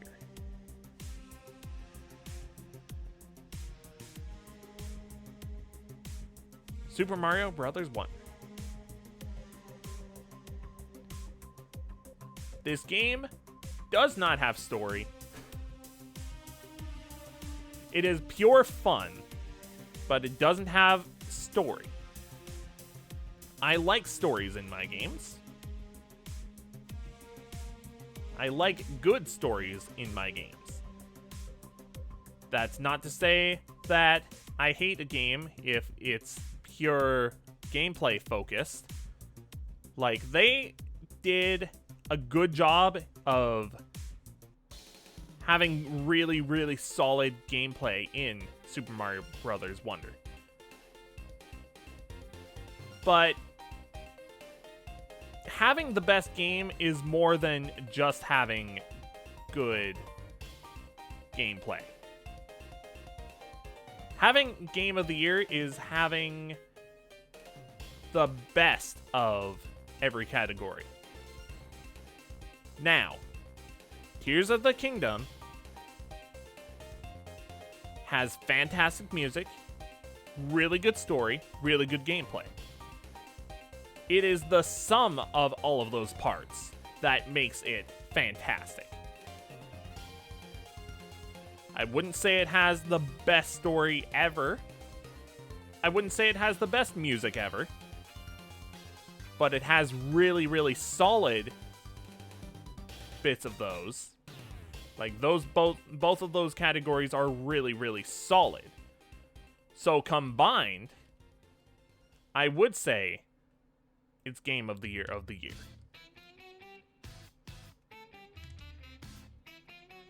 It is the sum of all of its parts that makes it a fantastic game.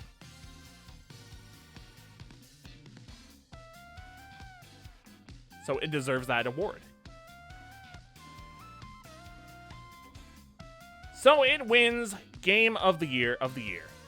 Tears of the Kingdom, The Legend of Zelda Tears of the Kingdom, wins Game of the Year of the Year. And that is my decision. That decision is final. Wow, that actually didn't take as long to go through all of the categories this year. What happened?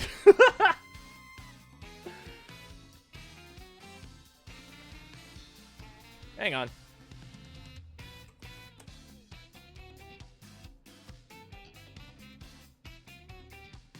Just looking up how long. Yeah, last year's was 3 hours, 57 minutes, and 38 seconds. We're only at 2 hours and 12 minutes, and I'm done. What happened? I did cut out a few categories. Like... Wait, did I? Oh, I didn't finish all of these. Oh. Okay, wait, hang on. Is that the only category that I didn't make a section for? One. Okay, I cut that category out altogether. That was on purpose. Short, silly. Oh, I didn't play any spooky games. Okay, I cut that one out too. Stream games, think, vengeance. Okay, to be fair, I did only play like half of the games that I played last year, so fair enough. All right. Let's do a bonus round.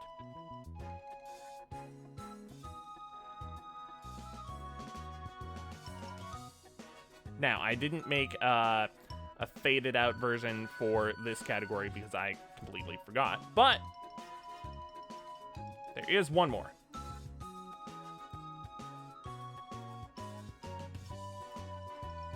Most difficult game. What was the most difficult game that I played this year? Well, I mean, there's one standout because it was so brutal at the end. Why did they make like 15 gajillion final boss forms for this game, Persona 3 FES? Why? That was not necessary. Why? Atlas. There's a reason why Atlas Hard is a thing. Because Atlas makes their games brutally hard. A lot of the time. Not every single time, but a lot of the time. Their games. Ugh.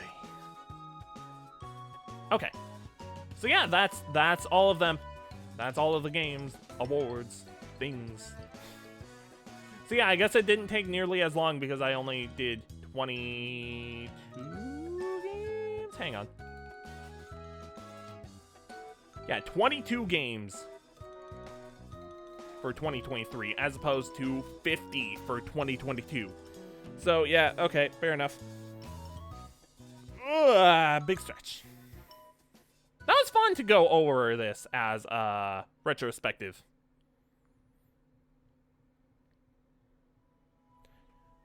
Now, I did think about doing a games resolutions.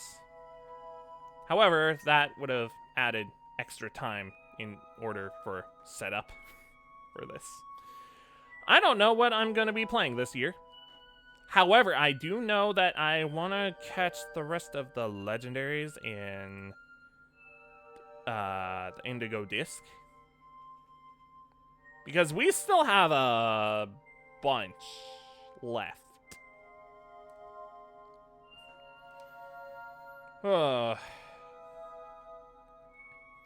And I do have something to talk about regarding that. So I took the liberty of grinding out stuff for that game. I did a boatload of group BBQs for that game because you need to do a ton of group BBQs specifically in order to unlock those legendaries. So yeah, I'm gonna be going out and catching a lot of those legendaries tomorrow on stream. Because I did a lot of preparation between Saturday's stream and today. So I'm going to be doing that. Because I want to catch all the legendaries and I want to do it on stream. I think it would be fun. So, yeah, that's gonna do it for that. After that, though, I don't know what I'm gonna be doing on stream. Gonna be real. I'd like to start a new game next week. I'm actually gonna pull up the schedule. Hang on, let's actually pull up the image.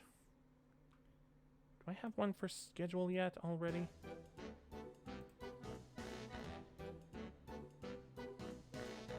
I don't. Okay. Schedule.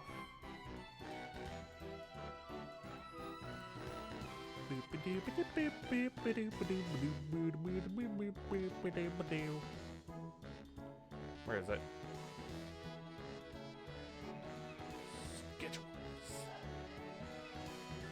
For January 1st, 2024. This is this week's schedule. Obviously, the Ardiss Game Awards happened today. We went through all of the games that I played in 2023.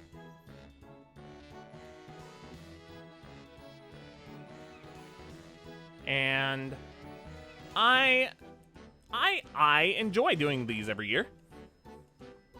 I'm going to be doing more of them throughout the years, if there's more years. I would like there to be more years where I do this, because this kind of retrospective kind of thing, it's fun. I enjoy it. As for the rest of the schedule, Pokemon Violet. I am hoping to be able to catch the legendaries tomorrow. I have a lot of them unlocked, but I don't know how long each one will take. It could take a while. Might take another stream after that. Rogue Legacy. That one is... It's gonna take a little bit more doing. We're about halfway through the game.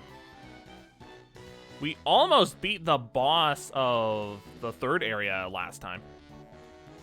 I'd like to be able to do the third boss next stream. Don't know if it's gonna happen, but you say it won't. I was hoping to have a fresh slate for this year, not have any carryover games from last year, but that's not always how it works. Whatever. Couple carryovers, it's Friday. I'll be taking a break for editing because there's a lot I still need to edit, and also I need to record Tomb Raider more and edit that. I'm really behind on clips. Heck. I need to edit clips together. Alright. And spare stream day for Saturday. Don't know what's gonna happen. I'd like Archipelago to happen, but I don't know if they're gonna be happening for a bit. If I can get a group together, then I would love to do Archipelago. But if not, then probably Pokemon, I guess. I don't know. Or maybe I'll start a new game then. I don't know. I want to start a new game next week, though. And I did mention that I wanted to do a games resolutions thing where I go through some games that I want to play. Actually, you know what? Let's do that now. I can do that. You say that I can't do that.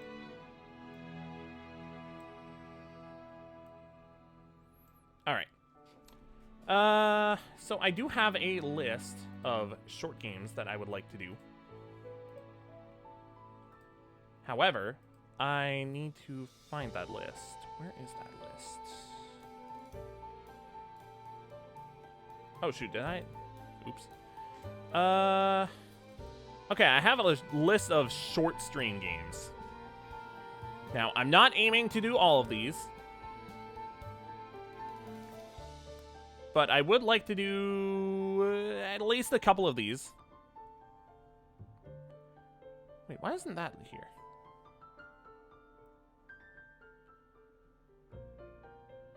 Yeah, why isn't that there? Hang on. I need to find that. Okay, so I have a list pulled up, but for some reason one of the games that I thought I put on this list isn't here. Just trying to find out the actual name.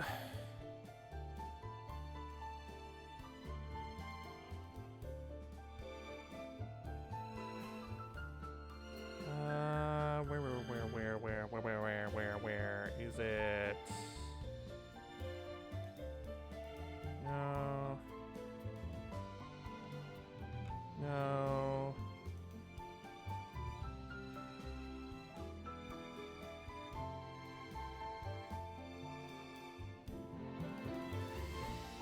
Where is it?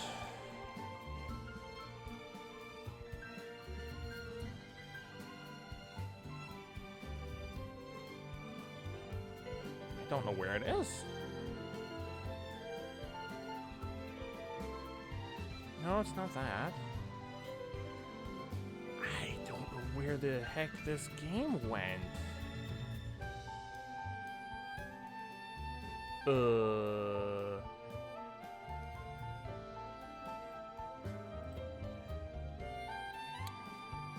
Maybe it's there. Hang on.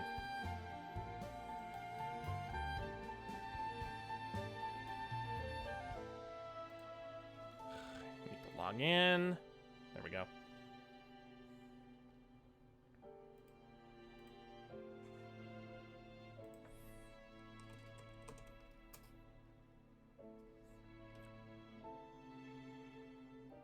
Okay, okay. I thought I put that in that file.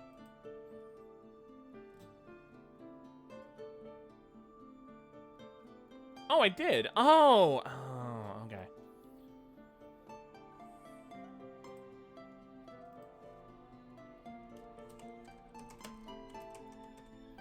Okay. Mystery solved. All right, so this is for short games that I want to play sometime relatively soon. Star Fox 1. I want to play through it because I've played a lot of other Star Fox games, and I'd like to add it to the list of Star Fox games that I've beaten. I just think it would be neat to be able to beat Star Fox 1 on stream. This one's a silly game. Spanky's Quest. You play as a monkey and you're... well... You have balls. Not that those kinds of balls, but like you have like basketballs and baseballs and volleyballs, and you shoot them at enemies to destroy the enemies. And it's not that long. It's not a long game, which is why it's in this list. I played it for a little bit, and it looked like fun. So I thought it would be a fun stream game to one and done. Golf Peaks. It's a golf game where you... It's a deck building golf game. And it looks interesting, so I want to play it. Puzzle Agent. I heard really good things from Jay about this game. And I think it would be neat. I don't know. And it's not that long either. I'm gonna skip a few because we want some surprises. Clue Land. That is on the NES. And you're going through these little dot mazes. Not like Pac-Man. Well, Actually, not unlike Pac-Man either. You have to form images with the lines that you go through in order to make images. It's easier to show than to explain. Punch-Out? I want to beat Punch-Out someday. I've played Punch-Out NES a fair bit, but I've never actually beaten it. Pokemon Stadium? Apparently, I've never beaten Pokemon Stadium. Now, it's a little difficult to do it with the rental Pokemon. But it's not impossible. I'd like to do it. And little comment. If this is the game I'm thinking of, actually I can just go to the game page. Yeah, it's a golf game where you're shooting a star through space. And it has golf controls. It's cute. And it's also short. I'd like to play through it. Apparently it's like an hour-ish long. I want to play through it. It looks cute. So the next game that I play through is probably one of those. Pokemon Stadium maybe put on the back burner, so I'm not getting burnt out on Pokemon. Pokemon.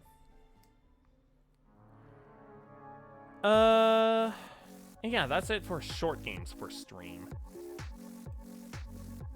But I would like to play through at least some of those. And that's about it. I don't have any other plans coming up, any concrete plans anyways, for games I want to play. So, that's gonna do it for me, I think. I just want to start new games next week. I don't want too many carryovers from last year. I want a fresh slate. Fortunately, it's not going to be a fresh slate yet. Maybe next week.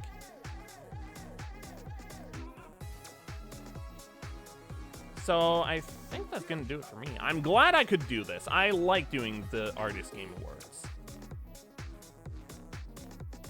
Because it's fun. I enjoy talking about the games that I played through on stream or otherwise. However, I did not have as much time to play games on my own time as I did in previous years. So, a little bit of a shorter list. A little bit. I'm glad I was able to get the 50 games that I did in the previous year. Like before, in 2022, rather.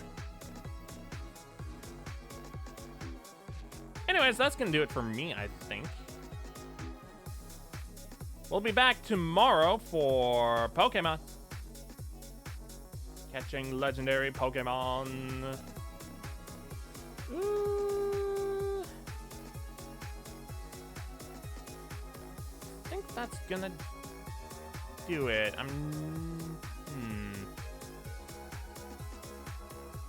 Yeah, I'm not feeling any of these streams right now.